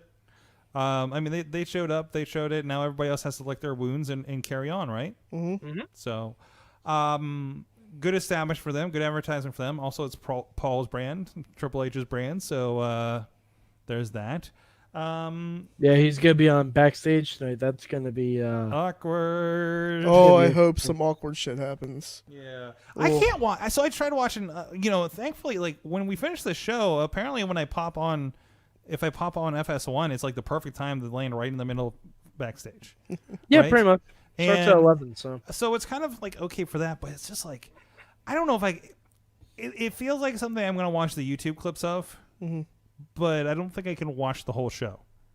it's interesting. I only saw the one episode with Phil. Yeah, With our buddy Phil on it it. feels so awkward Yeah. now. So it's like. Speaking of And awkward, especially he's not going to be on every week. oh, and he isn't. No, he's not. Oh, So I feel like they should have waited a week. So he's not going to be on when Triple H is on tonight. No. Oh, that sucks, man. Yeah, and he's not going to be on to address the comments from Seth Rollins. He's not going to be on to address the comments from Corey Graves. What did Corey say? Oh. Yeah. boy. Okay. So let's do the Corey Collective right now because apparently Corey said something. Oh boy, that Corey supposedly is turning into Zennial JBL. Zennial GBL. Corey Graves, friend of the show, but he's been tweeting some stuff, and I'm curious thoughts on that. First one, he said something. I didn't know that this was a shot at Morrow when I first read it. In context, it was something about you wouldn't know it, but there's also a WWE Hall of Famer and a Ring of Honor champion on commentary talking about Saturday Night at War Games. They may have something to offer too. And then Morrow was suspiciously not on Survivor Series for quote bloating out his voice. So whatever you think of that, I mean that's the official statement, and I don't have any reason to think not that, but I also don't. I do. It's called JBL bullying Morrow into almost leaving the company. Yeah, for a couple because years. I mean, no, even though Morrow says that's not the reason, I'm No, like, yeah, it's no. part of the reason. it probably didn't help. So I don't, and again, I didn't know the angle of where that comment came from, right? I hope that Corey issues an apology on his podcast. We'll see what happens. I don't think it's going. He has been not much for apologizing lately. No, he has not. But also, and to be fair, he will also run down the stupid crap that happens on Raw. Sometimes. Mm-hmm. Sometimes. When it comes to this Lana Bobby Lashley situation, he's been very vocal. But when it comes to stuff that he has to keep mum about, he keeps mum about it. Yeah, I mean, he's still a company line guy, but they let him have a little bit of rope out there. He gets like 2 or 3 actual opinions a show. Yes, I mean that's the deal. So, but what was the other thing that he went into? Was he was bashing CM Punk? No. I just think CM Punk would comment on it because I think Punk knows Morrow. Okay, that makes sense. I mean, Morrow did call his UFC match. Yeah. I don't know if that means they're buddies, but that is a thing. So. But yeah, I mean, anyone who's seen the Morrow documentary, like, just let the guy call his show. Let him have fun. I am not aware of the Meltzer and Alvarez stuff. I kind of try to avoid that as much as possible. Yeah, no, you don't. I'm on the line. I'm kind of like buddying with the Bischoff and Pritchard idea that those guys are just not good for the business. And we should talk about Cornette. Is there more to talk about with Cornette? Really, we talked about it on the show mid show last week because it developed while we were on the show. I guess. Okay. I wasn't sure. Okay. The follow up is that he has resigned, and you say, "Well, he wasn't fired." It's like he resigned. That's what you're going to get. It's a company. That's what you're going to get. Was he on Power this week? Does anyone know? I don't know because I don't know where those tapings landed. Okay. So I mean, it debuted right, today. because that's all in the can. Yeah, they got a lot. Yeah, they probably tape a bunch at a time. Like okay, well, someone let me know when he is not on it anymore, and then I will try to watch it. So, but there's been a lot of lashback on that and everything, including unfortunate conversations and people asking whether it was actually an offensive thing, which just make me sad. Yeah, because it doesn't matter how you look at that statement, it's offensive.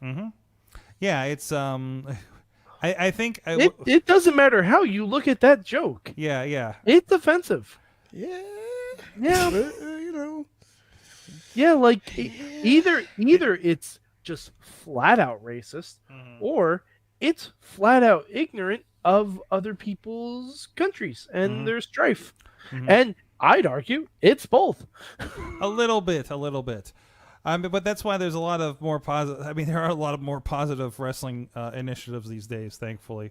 Sorg, speaking of which, I can't believe I'm going to say this.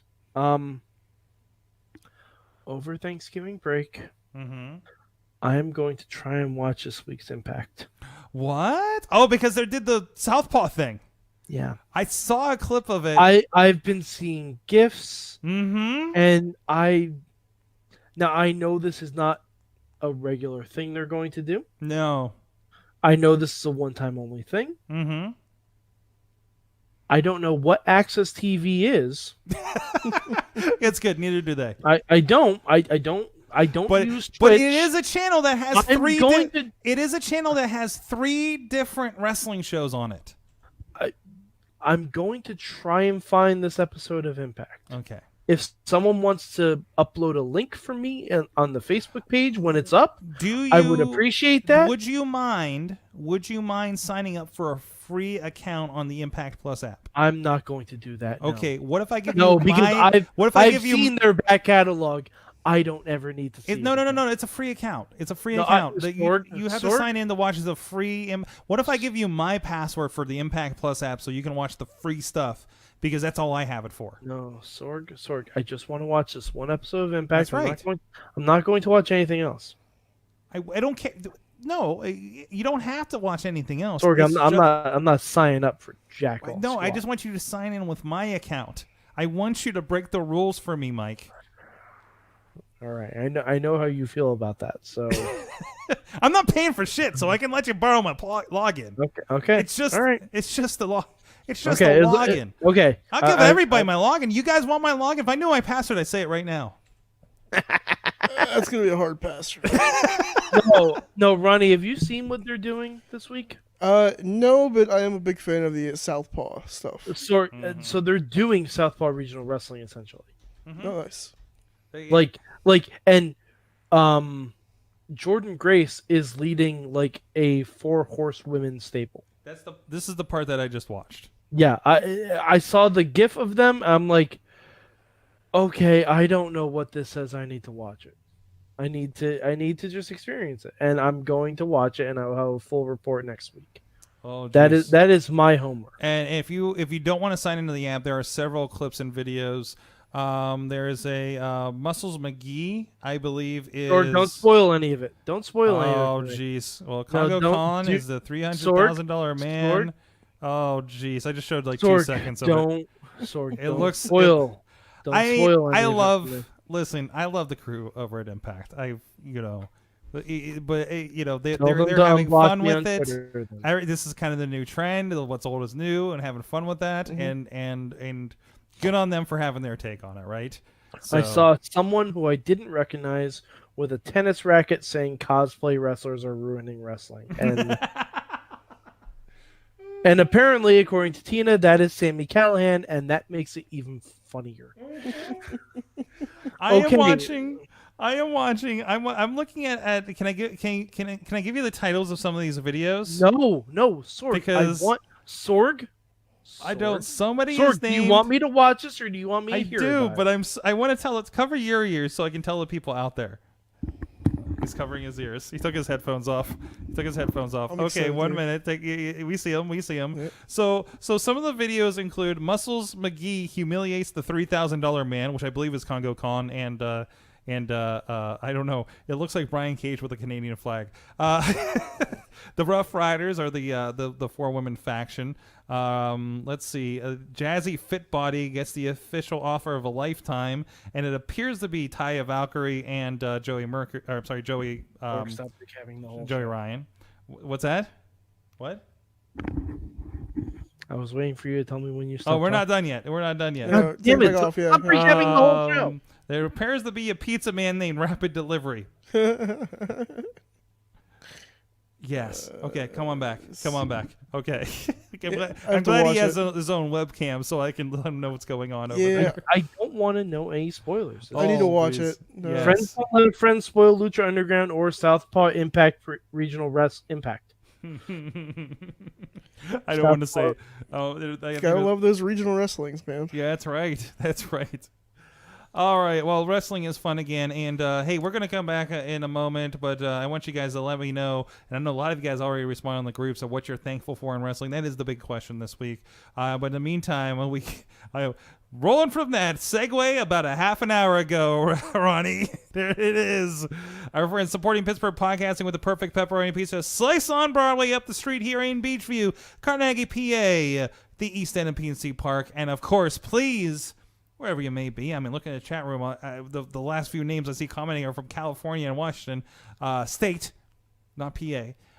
So if you are out there and you want some slice on Broadway, find a Broadway Avenue in your town. There probably is one. Take a picture of it and tag PGH_slice on the Twitter and let them know you want a slice on your Broadway. Help with that global expansion. Get it out there. Get it west of the Mississippi. And check it out. And thank you so much for Slice on Broadway supporting the show for all these years. And Shocking Wrestling whenever I come in to pick up our pizza. So we're going to head over and check out what Katie's got to say and be right back with the big question. Come dance with me till the night is through. Come on, let me show you what I can do. Come dance with me, baby, till the night is through. Come on, let me show you what I can do. 1, 2, 3, 4.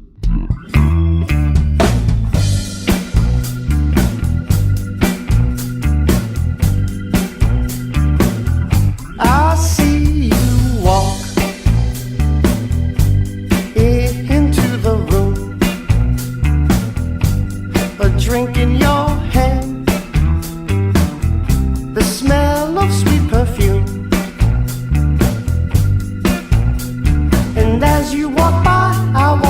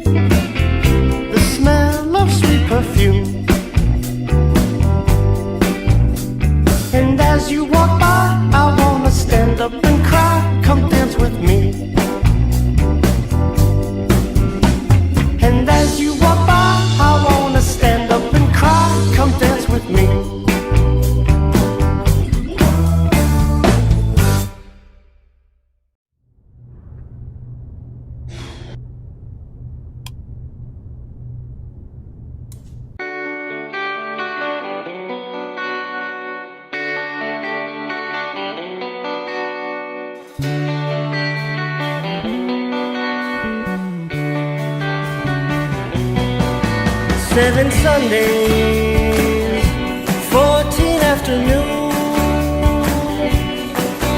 15 roses, 1 bottle of perfume,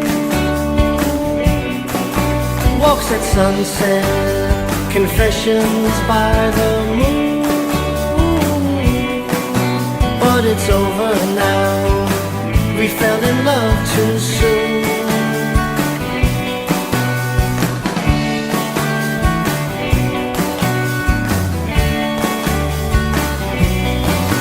Magic moments captured on a roll, always with me, though they can't fill the hole. I hear the melody of a familiar tune. I look around but no one's in the room, and it's over now, we fell in love too soon. I wanted someone I couldn't resist. You wanted someone that didn't exist. We should have waited till we were grown, and now we're stranded on an island of our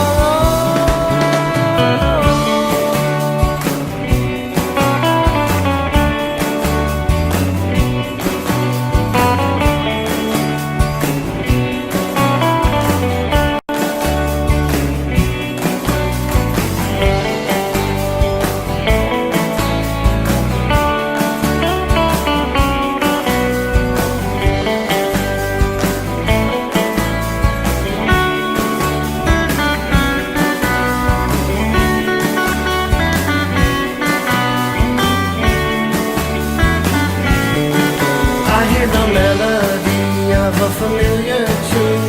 I look around but no one's in the room, and it's over now, we fell in love too soon. But it's over now, we fell in love too soon. But it's over now, we fell in love too soon.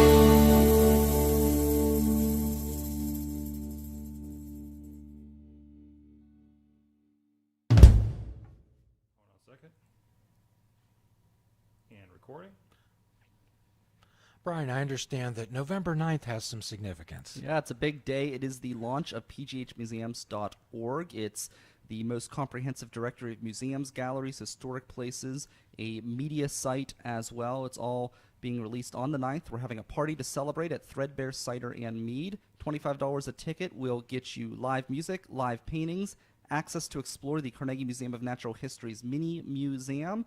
It'll also be hosted by Professor Buzzkill, international history podcaster, and you'll get a $20 PGH membership card to get discounts at over a dozen museums throughout southwestern Pennsylvania, and appetizers as well. Two drinks included, just $25. That sounds great. And as always, we offer opportunities for personal growth. Be there, be square. This is Fishing Without Bait signing off.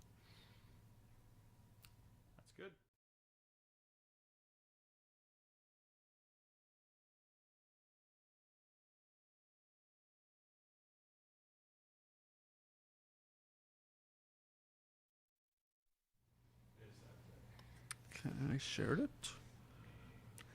Isn't it wonderful that Mike just keeps getting exposed to new learning experiences, Missy? Can you give me, like, before we start talking, let me just share it to PGH Museums.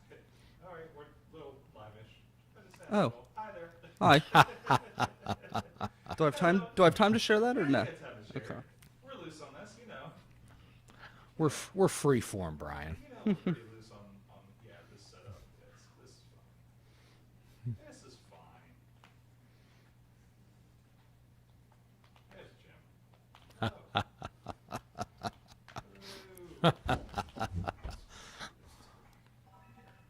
Say hello to the people out there. We're streaming in multiple places today. Hello, people out there, and we're people here, perhaps.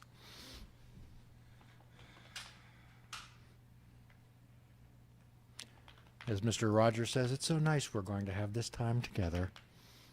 Indeed.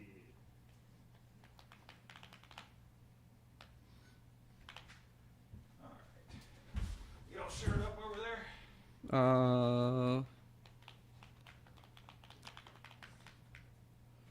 Give me 1 second. And I will be... I'm just really fast typer. I guess you are.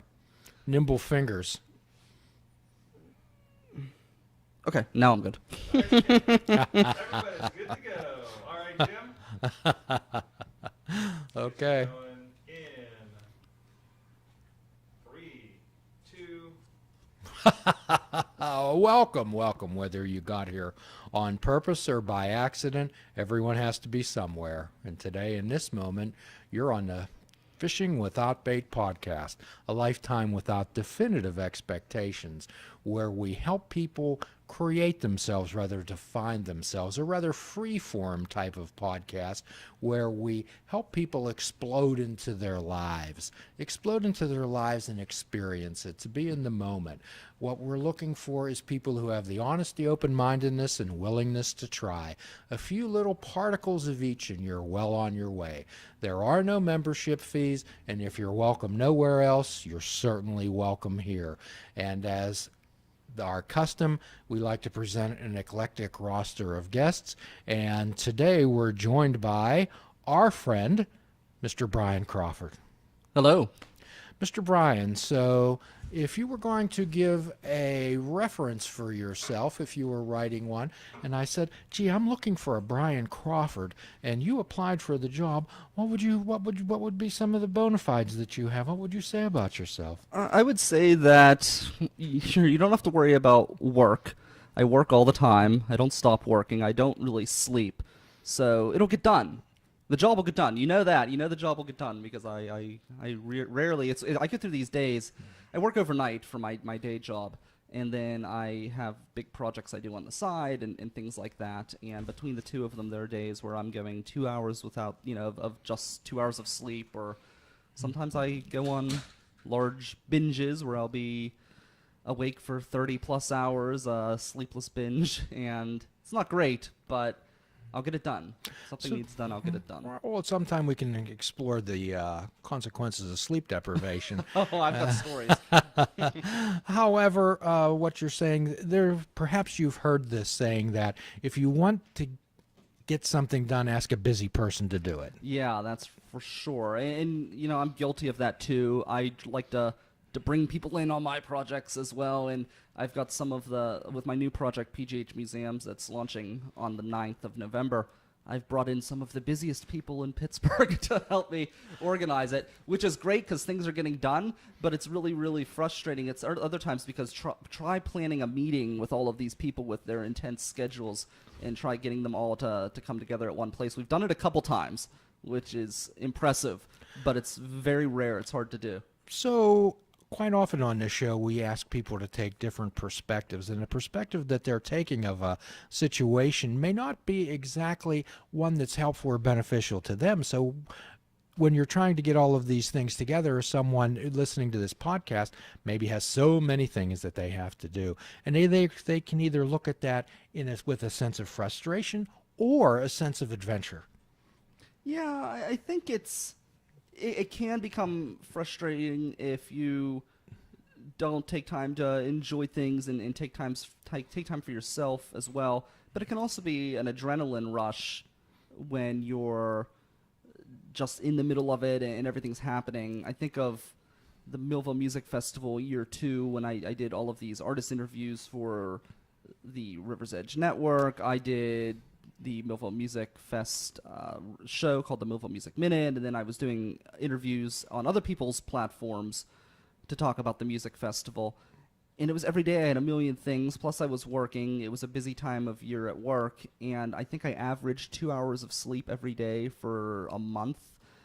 But it was crazy. It was almost like a thrill. You were going from place to place, and then afterwards you were just like dead. but yeah, I don't know. I think being busy helps me in a lot of ways, especially working overnight. Having a busy schedule helps you just remember what day it is. A lot of times people, when they work such weird hours, they lose track of the day and the time, and they don't really do anything else. I shouldn't say that. There's some people I work with who do a lot, but there are other people who do nothing. And I think they use the hours as an excuse because you are tired all the time, and you just have to get out there and force yourself to do it. You're never fully rested because even when you do get a good sleep, the human body isn't designed to sleep during the day and stay awake at night. No, it is no. We're not hardwired for that, and we often discuss sleep hygiene on this show. However, tell us who some of your heroes are. Who's some people that you admire, Brian? I mean, there's people in my family, I guess. Name one of them. Name their first name. My grandfather. Your grandfather, okay. So, how many hours a day does your grandfather have? None. He's dead. Uh-huh. But so someone you admire, how many hours a day did he have? I imagine a lot. So how many hours does everyone have? 24 hours in a day. 24 yes. hours. So sometimes we say, I don't get anything done. Or you look at somebody that you admire, but however, they have the same number of hours in a day that you do. And we often have to wonder, well, they have the same amount of time that I do in a day. The reason that they get so much done is, what I'm hearing from you. I love your passion. I love your participation in life, your excitement, and that's kind of the thing that we hope to transmit we hope to transmit to the individuals who perhaps are listening to this show. Sometimes we think that we get into situations or we look at people and say, yeah, that's easy for you to say. You have this, you have that. Well, I didn't get this all at once. It didn't hatch. I didn't grow this on a farm. Okay, so what we talk about on this show sometimes is a Japanese concept of ikigai. Iki meaning life, gai meaning purpose. Okay, so what it sounds like to me, you're just so interested in most everything. Well, I'm interested in certain things, but when I'm interested in it, I really dive head first. There's a lot of things I'm not interested in, and I just don't do it at all. I don't force myself to do anything I don't want to do.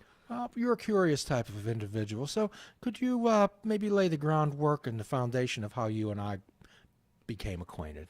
Yeah, so we became acquainted through Sorgatron Media, and you have your podcast, Fishing Without Bait, and I had started the River's Edge Radio Network, and there was, for some time, you were being rebroadcasted on that station as well. So we had met through, one of the networking events that Michael Sorg put on?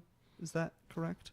Well, Mike Sorg, as everyone knows on this show, is our good friend, co-host, and producer of this program, who operates Sorgatron Media, who distributes this and other production throughout the Ethernet, as it's called. And however we met. So we've often found the River's Edge and its evolution quite fascinating. Could you say a little bit about that? Most people will say, well, I have this idea. How do I make it bloom? How do I bring it into fruition? Yeah, so that is something you mentioned about people who think like, oh, it's easy. And you hear a lot of that, especially when you're doing online radio. People would tell me all the time, oh, I thought about doing online radio. And I thought, oh, okay. And it is easy to start a stream, and you can pay for the licensing if you want. However, most people aren't going to do that because they don't know that they have to, I'm guessing. But anybody can go and put their credit card information and throw some songs up into a stream, but nobody's going to listen to it. That's where the work comes in, is you have to really work all the time to promote what you're doing and push it. And that's what people don't really understand. And I know you were interested in how that started. So I'm very, it's weird. With little decisions in life, I will agonize. Like if I wanted to decide whether I was going out for, I don't know, Italian or Mexican, what I want to eat, like I'll sit there for hours and just like kill myself. Oh my gosh, what do I want? Do I want pasta, or do I want a taco? And I'll waste so much time worrying about that. But when it comes to like major life decisions, like I'm going to go back to school, I'll just wake up one day and be like, you know what, I'm going to go back to school, and then I do it. There's very little thought involved. I mean, I'm sure there's some thought over time where I'm thinking, oh, I'd like to do this or that, but I just jump right into it. And the River's Edge was a situation like that where I was doing college radio out of WCAL, and I was sick one day, and I did get better as it went on, but at the time I was doing talk radio. It was a 3-hour program, and after I'd been doing talk radio for years, I could roll out a program very quickly if something was going on. But back then, it took a lot of planning for me to do a 3-hour program, because maybe I wasn't as confident because I was new, and I wanted to make sure it was done right. I never like to go and perform and feel underprepared and put out a bad product. I like that term, confident. How do people develop confidence? So could you, yes, please continue. So preparation is a good way to develop confidence, and that's what I did at WCAL, and I'm happy to say every one of my shows, even my very first broadcasts there, and I stress there was one time I did an online thing before I went to WCAL that was a disaster because I wasn't prepared, and I didn't realize what kind of preparation it took. So my very first broadcast at WCAL was fantastic because I was prepared, and all of my shows there were pretty decent, I thought, but I put a lot of prep work into those shows because I wasn't as experienced as I was when I did it at the River's Edge.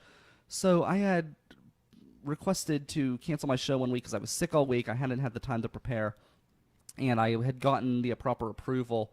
Well, then the station manager found out, and she always had an issue with me. So she said she sent one of her underlings, who's actually a nice guy, but he was under her spell at the time, and he was giving me a hard time, and they wanted to suspend me because I had called off for that. Meanwhile, people would call off all the time for a million things. So I said, well, you know what, if you're going to suspend me, I'm not coming back the rest of the semester. And they said, well, if you're not coming back, don't come back at all.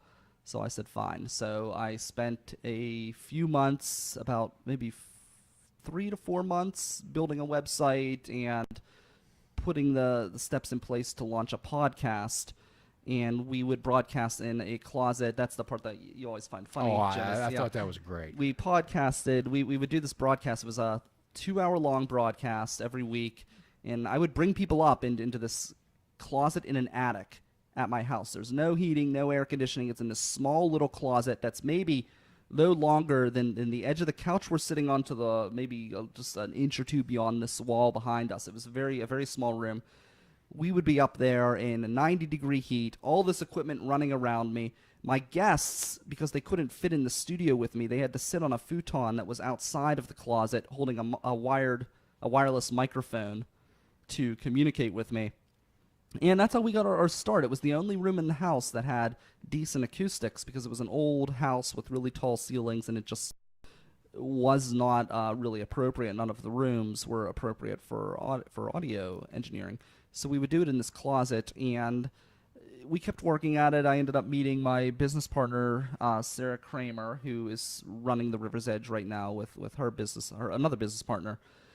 And her and I decided to launch the 24-hour radio network, and we spent several months getting bands to sign up. That was before we discovered Adobe Sign, so we were literally driving all across Pittsburgh to get musicians to give their autograph to give us permission to stream their music. So we went through it, the legal channels to make sure that we were all official and operating correctly. But I had musicians up in that closet. I had everything, and and it's still going on now. The River's Edge sponsors the Millville Music Festival, and it's all local original music. So what you're talking about is most people just generally see the final polished product, okay? But they don't understand all the growing pains, all the birth. But what you're talking about is having an idea, and many people have ideas, okay? But most of them don't, as they say, grow legs and come to fruition. I remember when we first started this program, we did it. Now we're sitting here in the studios of Sorgatron Media. However, when we started this show, we were in a basement with sheets so no one would see the washer and dryer that was behind us, okay? I was in that basement. Yes, you. So everything starts out in a place, and I'm going to paraphrase this, and please excuse me, I can't find the author at the moment. But it's luck is when success meets preparation. Okay, so those two type of things, and what we talk about as often is synergy on this show. When 1 + 1 = 3, when you get together with someone, and the product is greater than the parts. Mm-hmm. Yeah, I also think it has to do with being willing to ride it out in the tough times as well too. A lot of people will start a podcast, or they'll start a blog, or they'll do anything on their own, and if they don't see immediate success, then they'll run from it because they just, I don't know if they're bored, or they just don't take it seriously, or they just think that everything comes easily. Maybe they do think that you could just throw something out there and people will just come to it, when really that's not how it is. It's tireless work. I mentioned that original broadcast I did with online radio. One of the things that I did wrong is I prepared for myself to take phone calls. Well, no one knew about my show, so no one called. So I had this huge block of time laid out to respond and communicate with my audience, and it was an audience that didn't exist. So I had learned then that's great. that you have to prepare to receive no audience feedback, and if you get it, great. And if you have to dump something that you planned, that's great, but you have to prepare for the worst, and then when the best happens, I like that thought. Yeah. So what we often suggest to people is, and everyone knows I'm from the 12-step world, if we don't know what to do, we have a real good hunch that you know what not to do. Mm-hmm. Okay, so and that's why failure is not a horrible situation. Well, and we've talked about this on the show before. However, it bears repeating.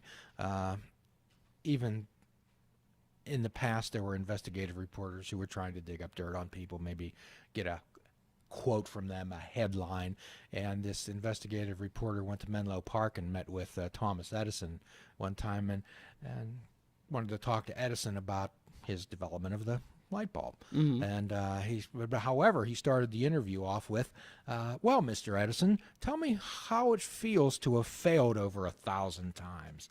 When Edison was, and his associates, many of them, were making different types of combinations to make the filament last Mm-hmm. longer, glow brighter. And Edison knew what this person was trying to do, and he says, I've never failed. I found 1,000 things that did not work. So you found many things that did not work. Sure, yeah, always, and you do learn, and then you learn what does work. You always have to be, especially if you're doing something on your own, you always have to be watching what other people are doing. That's one thing I've often learned, is I learn a lot from watching other people and seeing what they're doing. One thing I've done with the museum project is anytime I make a social media post, first off, I just share a picture or a video, and then I'll just put the information in the text, which seems to do better on Facebook versus like sharing it. Even if you share an event that's created on Facebook, for some reason that doesn't do as well as if you just share a picture. So how did you deal with all the naysayers in your life that would say to you, Brian, this will never work. Why are you wasting your time? On and on and on. How did you deal? I'm sure you dealt with naysayers. Yeah, and you deal with that all the time. And one of the things I say is I can't do anything else.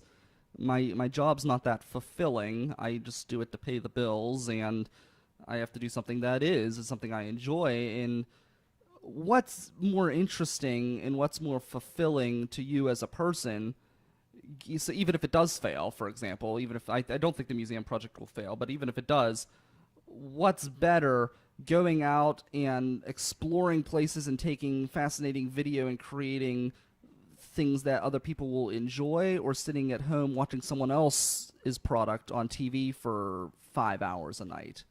I feel like that's kind of a waste of life versus going out and living in the world and creating the content. To me is a lot more. Well, it just seems like there's always individuals out there who will critique your efforts and give you multiple reasons why it doesn't work and why it's going to fail. How did you deal with those? I just tell them they're wrong. I mean, I don't really argue with them. I mean, I guess I do argue with them because I tell them they're wrong, but I never really cared what anyone else thought in that regard. If I want to do it, I've always been that way. If I want to do something, I just do it. Okay. And even with simple things like trips, I had my sister wanted to go to. I was going to Cleveland, and she was going to go with me, and I guess like it's a situation, some sort of driving situation. She didn't have a vehicle or whatever, but she tried to change the plans on me the last minute, and I said, "See ya."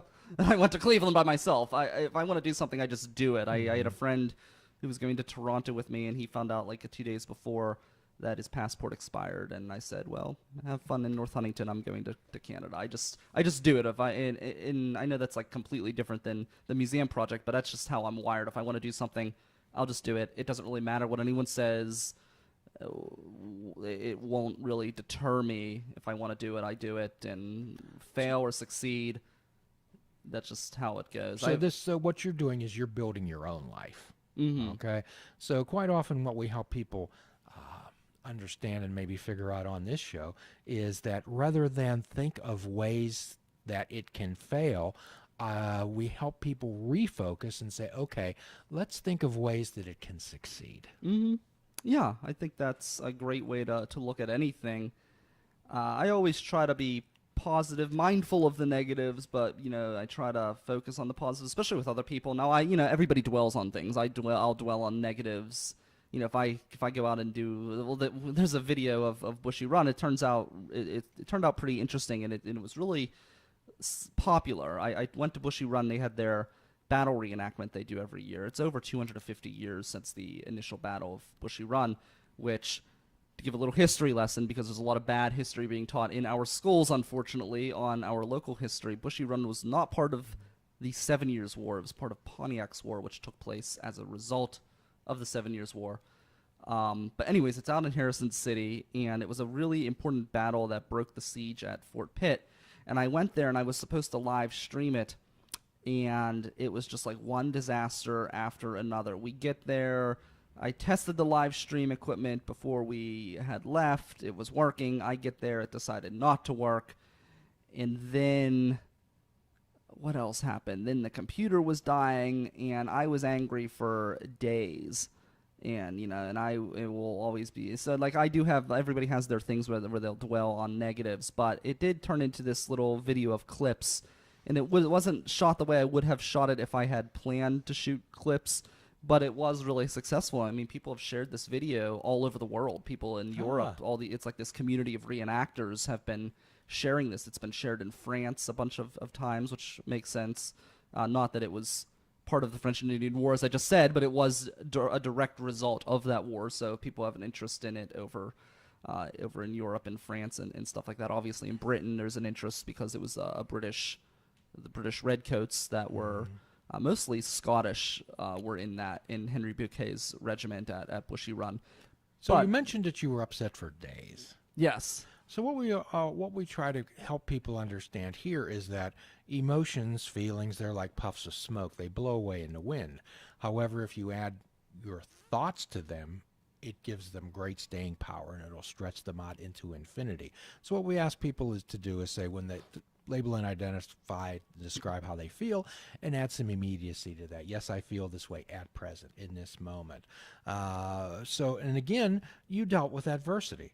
And sometimes I think in this world, Brian, we're kind of taught that we shouldn't deal with any hardships. We shouldn't expect any discomfort. I would suspect you dealt with much in your life. Yeah, always, because especially when you want everything to I always want to appear as a professional, even though I guess technically I'm an amateur because I'm not getting paid for what I'm doing, but I always want to be treated with the respect of a professional. So when things don't go wrong, it's embarrassing, and I get really angry about that. Now, I mean, it's from an outsider's perspective, it's reasonable to think that somebody who's working overnight and is just kind of like coming there on no sleep with like equipment that they just purchased on their own to make mistakes. But for me, that's an excuse. So I get really upset when things don't go the right way. But I don't think that that's a bad thing. Everyone acts like, oh, you should just don't worry, things happen. It's like, no, things don't happen. You messed up. You could have done something to prevent this disaster, and you should be upset. You should be angry. And then, but not that you should be defeated, but you could use that anger to make sure it doesn't happen again. Okay, you're angry. What can I do next time to make sure it doesn't go that way? But it doesn't mean that you should let yourself off the hook. You shouldn't maybe hold yourself captive as long as I do, because I'll be angry at myself for quite a while over something that somebody else would just brush off. But I do think that you do deserve to be a little upset with yourself, because of course. you're never going to improve otherwise. Well, if you're just... we always want to help people understand that they need to take responsibility for their actions. Okay, and in the 12-step world, we say that our problems are of our own making. However, what we're talking about is saying, rather than beat ourselves up, we can be angry, and that's good. Angry has a lot of energy, and we can either turn that angry inward, or we can turn that anger and that energy into determination. Well, I screwed up. How can I not screw up next time? Yeah. It's okay to beat yourself up a little bit. So the River's Edge morphed into this type of atmosphere with many local music, promoted a lot of really good people, and you had quite a few podcasts on there, quite a few people, quite a few individuals, personalities. Well, actually, this museum project, PGH Museums, was a result of one of those podcasts. I actually was not a huge museum goer. I was really always interested. I always loved when I would go to a museum, but my family just didn't go to museums when we were kids that often. It just wasn't my parents' thing. And I'm not complaining. I went to the beach a lot, and I really love the beach. So it's not a complaint against them, but it is something that I didn't experience as much when I was younger. But my friend Randy, who is one of the organizers of PGH Museums, he was a museum enthusiast, and he had been to so many museums in the area. And he and I started going to museums, and as my time became more and more limited, it was harder to schedule that. So we decided to start a podcast to make sure it was a priority.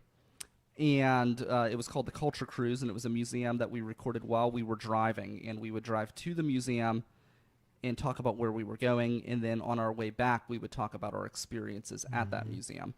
And the humor came in because I'm a pretty aggressive driver, and when I'm not driving, Randy's a lot more passive than I am, so I would start yelling at Randy for not being aggressive. And now, typically, I'm not that bad of a backseat driver, but it is more entertaining it's not entertaining on the podcast if I don't say something. So whatever's would go on in the back of my mind on a typical day was on the tip of my tongue during the podcast. But eventually, it never got the promotion it deserved, so it wasn't that well listened to because I was too busy doing other things. And then Randy's schedule got complicated. So when I decided to take some more time back for myself and kind of go in a different direction personally and come up with some new content options and opportunities, we decided to explore bringing that podcast back. And here, with all of the work we've done, the podcast is the thing that's dragging now, because we're going to release it next fall, because we just have so much going on with the whole project, which throughout the interview I would like to discuss at some point. So while you were at the River's Edge, the seed was planted for perhaps this type of venture. Okay? And as with most things, in the fullness of time, perhaps we move on with our lives. And the seed was planted to have this type of museum effort. So tell us about the fruition of that. How did this thing bloom? Yeah, so it started with us deciding to bring back the Culture Cruise podcast. And one thing that we wanted to do with the Culture Cruise was we were going to go to big museums, but also we really wanted to go to these smaller museums that no one has ever heard of. One I always mention is, because it's a museum that I really love, that I think is fascinating, is the Baronhof Museum in Aspinwall, which no one's ever heard of. It's a museum of musical instruments in this big mansion that has secret passages all throughout the house, and a pool room, and a cave and a boardroom you can only access through secret passages. It's a really neat building. No one's ever heard of it. It's one of the coolest places in the region. And the name of that place again is? The Baronhof. It stands for Bavarian House.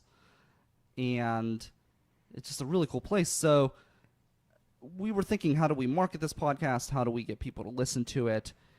And one thing that I've always heard over the years is there a list of museums in Pittsburgh? And the short answer is no, there's not.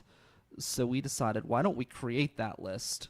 And then why don't we create a community that will listen to our podcast? So instead of creating a podcast, throwing it out into the internet and saying, please listen, and going through all of the really boring ways to promote a podcast. I mean, promoting a podcast isn't really that fun going through the standard ways. Do you enjoy learning the hashtags and going out and trying? I mean, it's kind of, it all seems kind of, it can be a chore. yeah, it's really not, but building a directory that people can use and creating a culture of museum enthusiasts, that's fun. That's something that's fun to do. So we've come up with a directory on the website, and so the website is 3 parts. There's the directory, there is the blog, and then there is the membership program, well, the blog and in the media in general. So the directory is, we've basically gone through our volunteers and we've researched as many historic places, museums, and galleries that we can find throughout southwestern Pennsylvania. And right now we have a directory of more than 400 listings in the region. So you went to this Baronhof, and I'm glad you turned us on to that, and I hope everyone out there within the vicinity of Pittsburgh could perhaps visit that. Quite often we say, hey, this is a really neat place. Someone should really write about this. Well, you're that someone. I am, yeah. So we are going to be doing all sorts of content with this. So that's where the media side goes in. So we've got the directory, and it also has an interactive map, which is cool. So you can actually see where these places are on a map. But then we have the blog, and the blog, everything will come to the blog.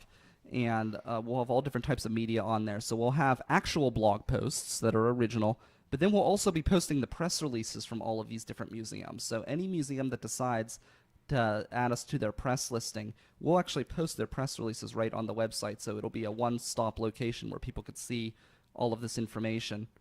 So you had an idea, okay? And how did you do this step by step? How did that happen? People have a goal, but generally they want to get from the idea to the top of the pyramid. Okay? Yeah.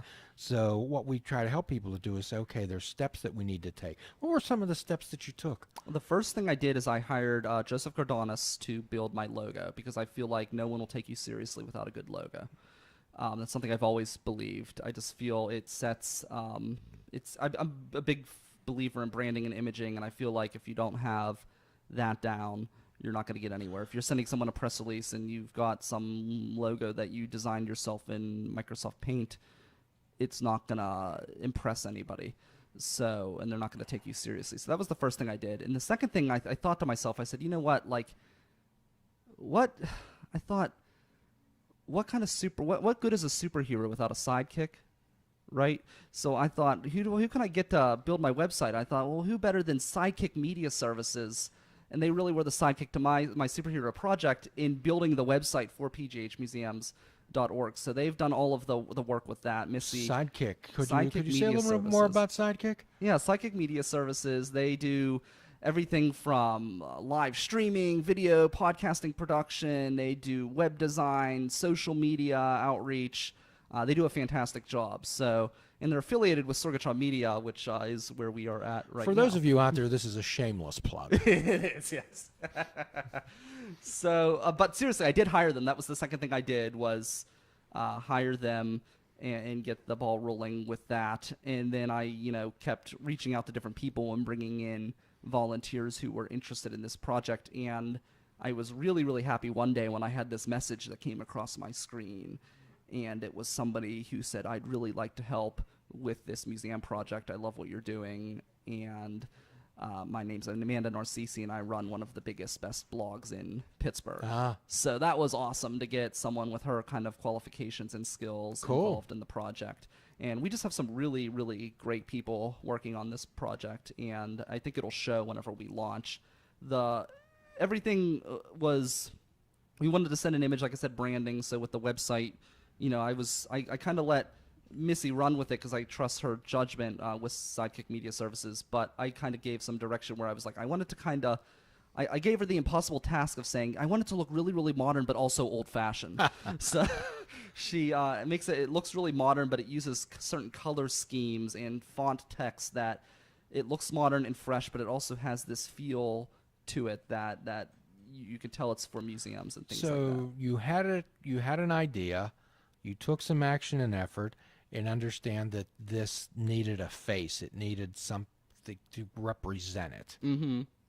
Yeah, that and that was another thing I did is I grabbed all of the same social media handles because I think everything consistency and branding to me that matters almost as much as the content because your content could be fantastic, but if your website looks like it was designed by in GeoCities back in the 90s, then no one's gonna stick around to read the content or watch the videos. That's one of the reasons that logos are so important because it has to. The message that you have, I'm sure, has depth and weight, but we need to get somebody into the message. And the first thing that something that grabs your attention. Mm-hmm. Exactly. And I love the logo that Joe Gordonis put together. It is inspired by the Carnegie Museum of Natural History, but it is not specifically that building. But that building screams museum. And somebody said, oh, but museums are so diverse. Do you really want it to represent that type of like older style museum? And I said yes, because that's what people think of when they think museum. They're going to come in to see that, and then they're going to learn about all these other museums in the region. So you had the idea, you put some action and effort, and you had an individual with some knowledge create a logo for you. Where'd you go from there? Oh, that's when I went to Sidekick, and then I got the team together, and the first thing we did was we just started hammering out the directory. Because even though the content is what I'm really interested in and what I love doing, so we're going to do artist interviews and documentaries. We're going to come up with mini documentaries we'll release and things like that. But that's all dessert. You go out to eat, the first thing you do is you get your meal, and then you come, maybe the meal's really good, but you love the dessert. Like Grant Bar in Millville, they're known for their pies. Everybody goes and they eat the meal, but then they have the pie, and they keep coming back for that pie. Okay. And that's how I view this project. The directory. So the directory is like a menu, Brian. Okay? It is. You look and see what you have. How did you go about formulating a directory? A lot of searching. So we researched online mostly, and we would search various different ways to try to get populated as much of the directory as possible. There are certain lists that do exist with historic places in particular.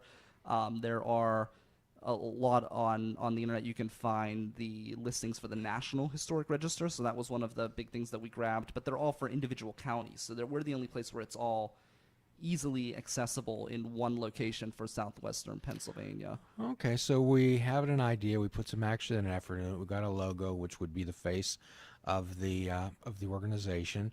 Then we created a menu, a directory in places where you wanted people to be aware of. And then where do we go? Then it came to promotion. So we actually, one of the goals that I did, which is kind of backwards from maybe what I've done in the past, but I think it made sense for this project, is we really just pushed social media, and we would I love going and taking pictures of old buildings. So, and that is all part of PGH Museums, even though it's not a museum you're walking into. I love my friend Louise of the Pittsburgh History and Landmarks Foundation. She always says that our museum is the city of Pittsburgh and the beautiful buildings that are sometimes as interesting as, or sometimes even more interesting than stuff inside the buildings. And I agreed with her with that, and so we would go around to take pictures of these buildings and post it on social media and get people interested. And we actually built a fan base of over 1,000 likes on Facebook before we launched. So basically, we were setting ourselves up so when we do launch on the 9th, we already had a group of people interested. So we built an audience. So you did some groundwork. Mm-hmm. Okay, great. Going out and taking these pictures, and there's so many different type of platforms for social media. What did you find most effective, Brian? Well, for me, it's Facebook, but that's because I understand how to do Facebook. I really, to be quite honest, I'm getting better at Instagram. Twitter, I'm still not good at.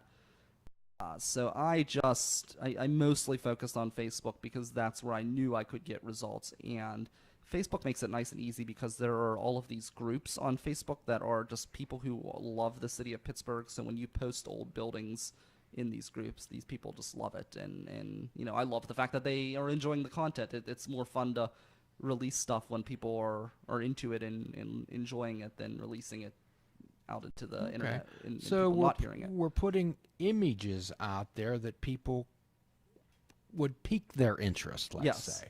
Okay. And once a person's interest is piqued, perhaps, and as you well know, when people's interest is piqued, that's the time for them to connect or with the particular site.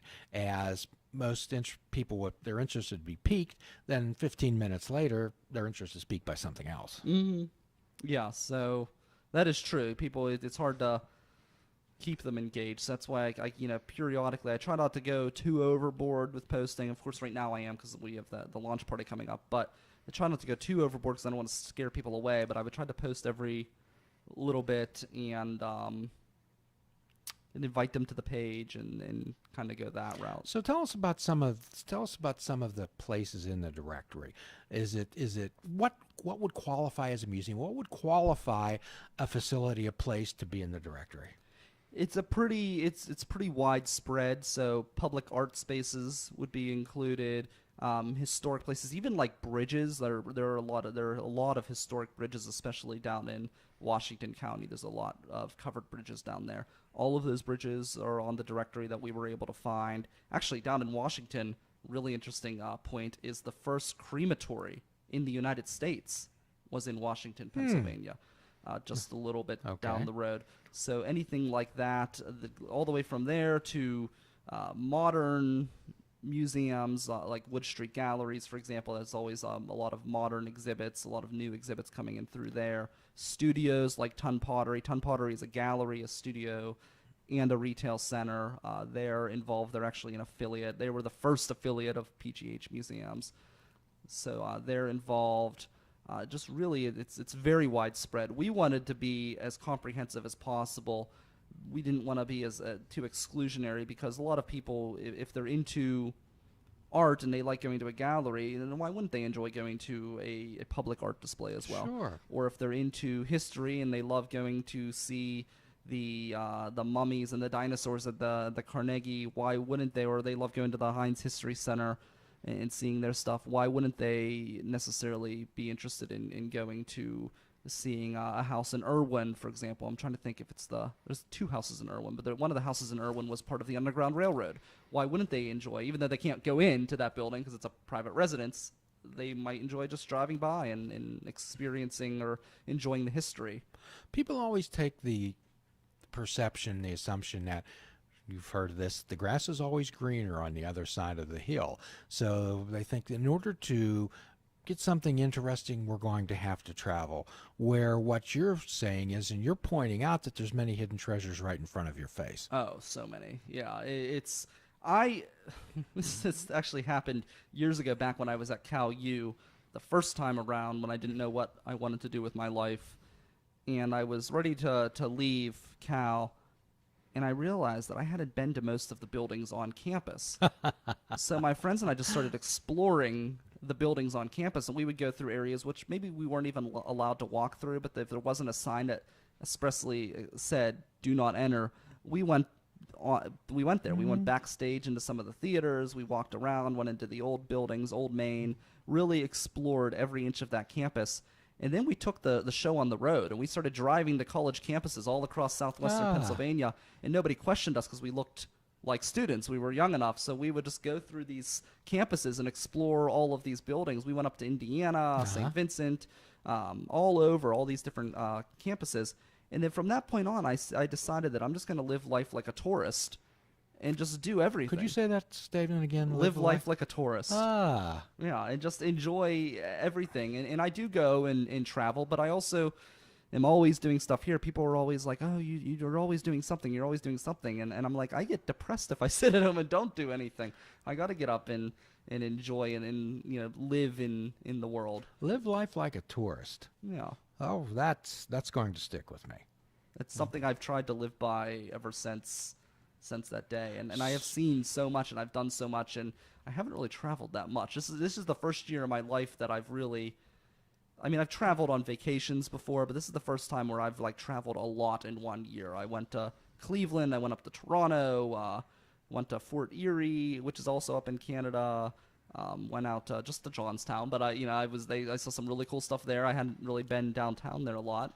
Gettysburg, Tampa, Mexico. I've been all over this year. I guess you have. But yeah, all this year. But But before that, I haven't really gone anywhere except for a vacation here or there, and it was like the standard go to the beach vacation.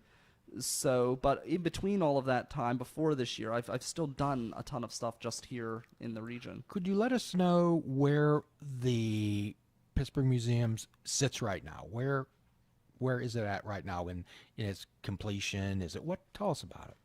Sure. The website it's the framework is all there. It's just updating the press releases, making it all of those into the listing, finishing up the map and the directory and some things like that. So that's going to be happening in the next week before we launch. Just editing all of that stuff. Just an edit for the final podcast for context. This will start launching the Tuesday after your launch. Oh, okay. So you can talk the context for one first. Oh, okay. Cool. We're live now, but the official will go up after. I see. So perhaps we can make a As little. long as you just put as of this recording, Perhaps we can make one of those Yeah. little things like you and I do, and we can just put it out on Twitter or whatever that about this event. Oh, absolutely. Okay. Absolutely. So, I mean, you can say the same thing. Just say Yeah. as of this recording, we're at this point. Yeah. So as of this recording, we're finishing the final touches on the website, so that'll all be up and available for your audience whenever this podcast comes out. But we have that. I'll use the past tense. We were working on the membership program, just getting the cards together, which actually I have a Jim Ellermeyer PGH Museums member card, which expires December 31st, 2020. So that'll get you a discount at several museums. At the date of this recording, we have currently 13 museums that you can get a discount at, museums or galleries. And that list will continue to grow as time goes on. Thank you. That's very kind. I'll certainly take advantage of that. So, what do you say? I know that I don't know what type of an audience you're looking out for, like-minded people. I don't know if you'd consider this a niche type of thing. However, what do you say to people that say, "Oh, museums, that sounds stuffy"? Well, they've never been to many museums, I will say. There's so many different types of museums and so many varieties. At one point, unfortunately, it's on a hiatus now. I don't know.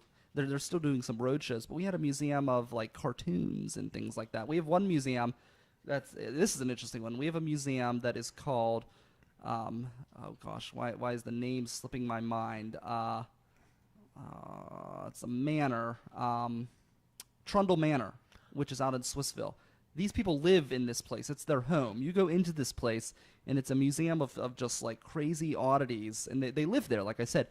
But they have taxidermied animals, they have human fetuses in bottles, and weird like equipment, medical equipment from back in the Stone Ages of medicine. Manor. Yeah, it's really, really cool. It's one of the most interesting museums I've ever been to. It's just these people's personal collection. They have a tumor that's floating in a jar that's also a music box. Okay. So, like, is that something you would think that you would see in a museum? No, exactly. So it's just really, you have to explore and find museums that fit your interests. So when people think of museums, what, in your mind, what do you think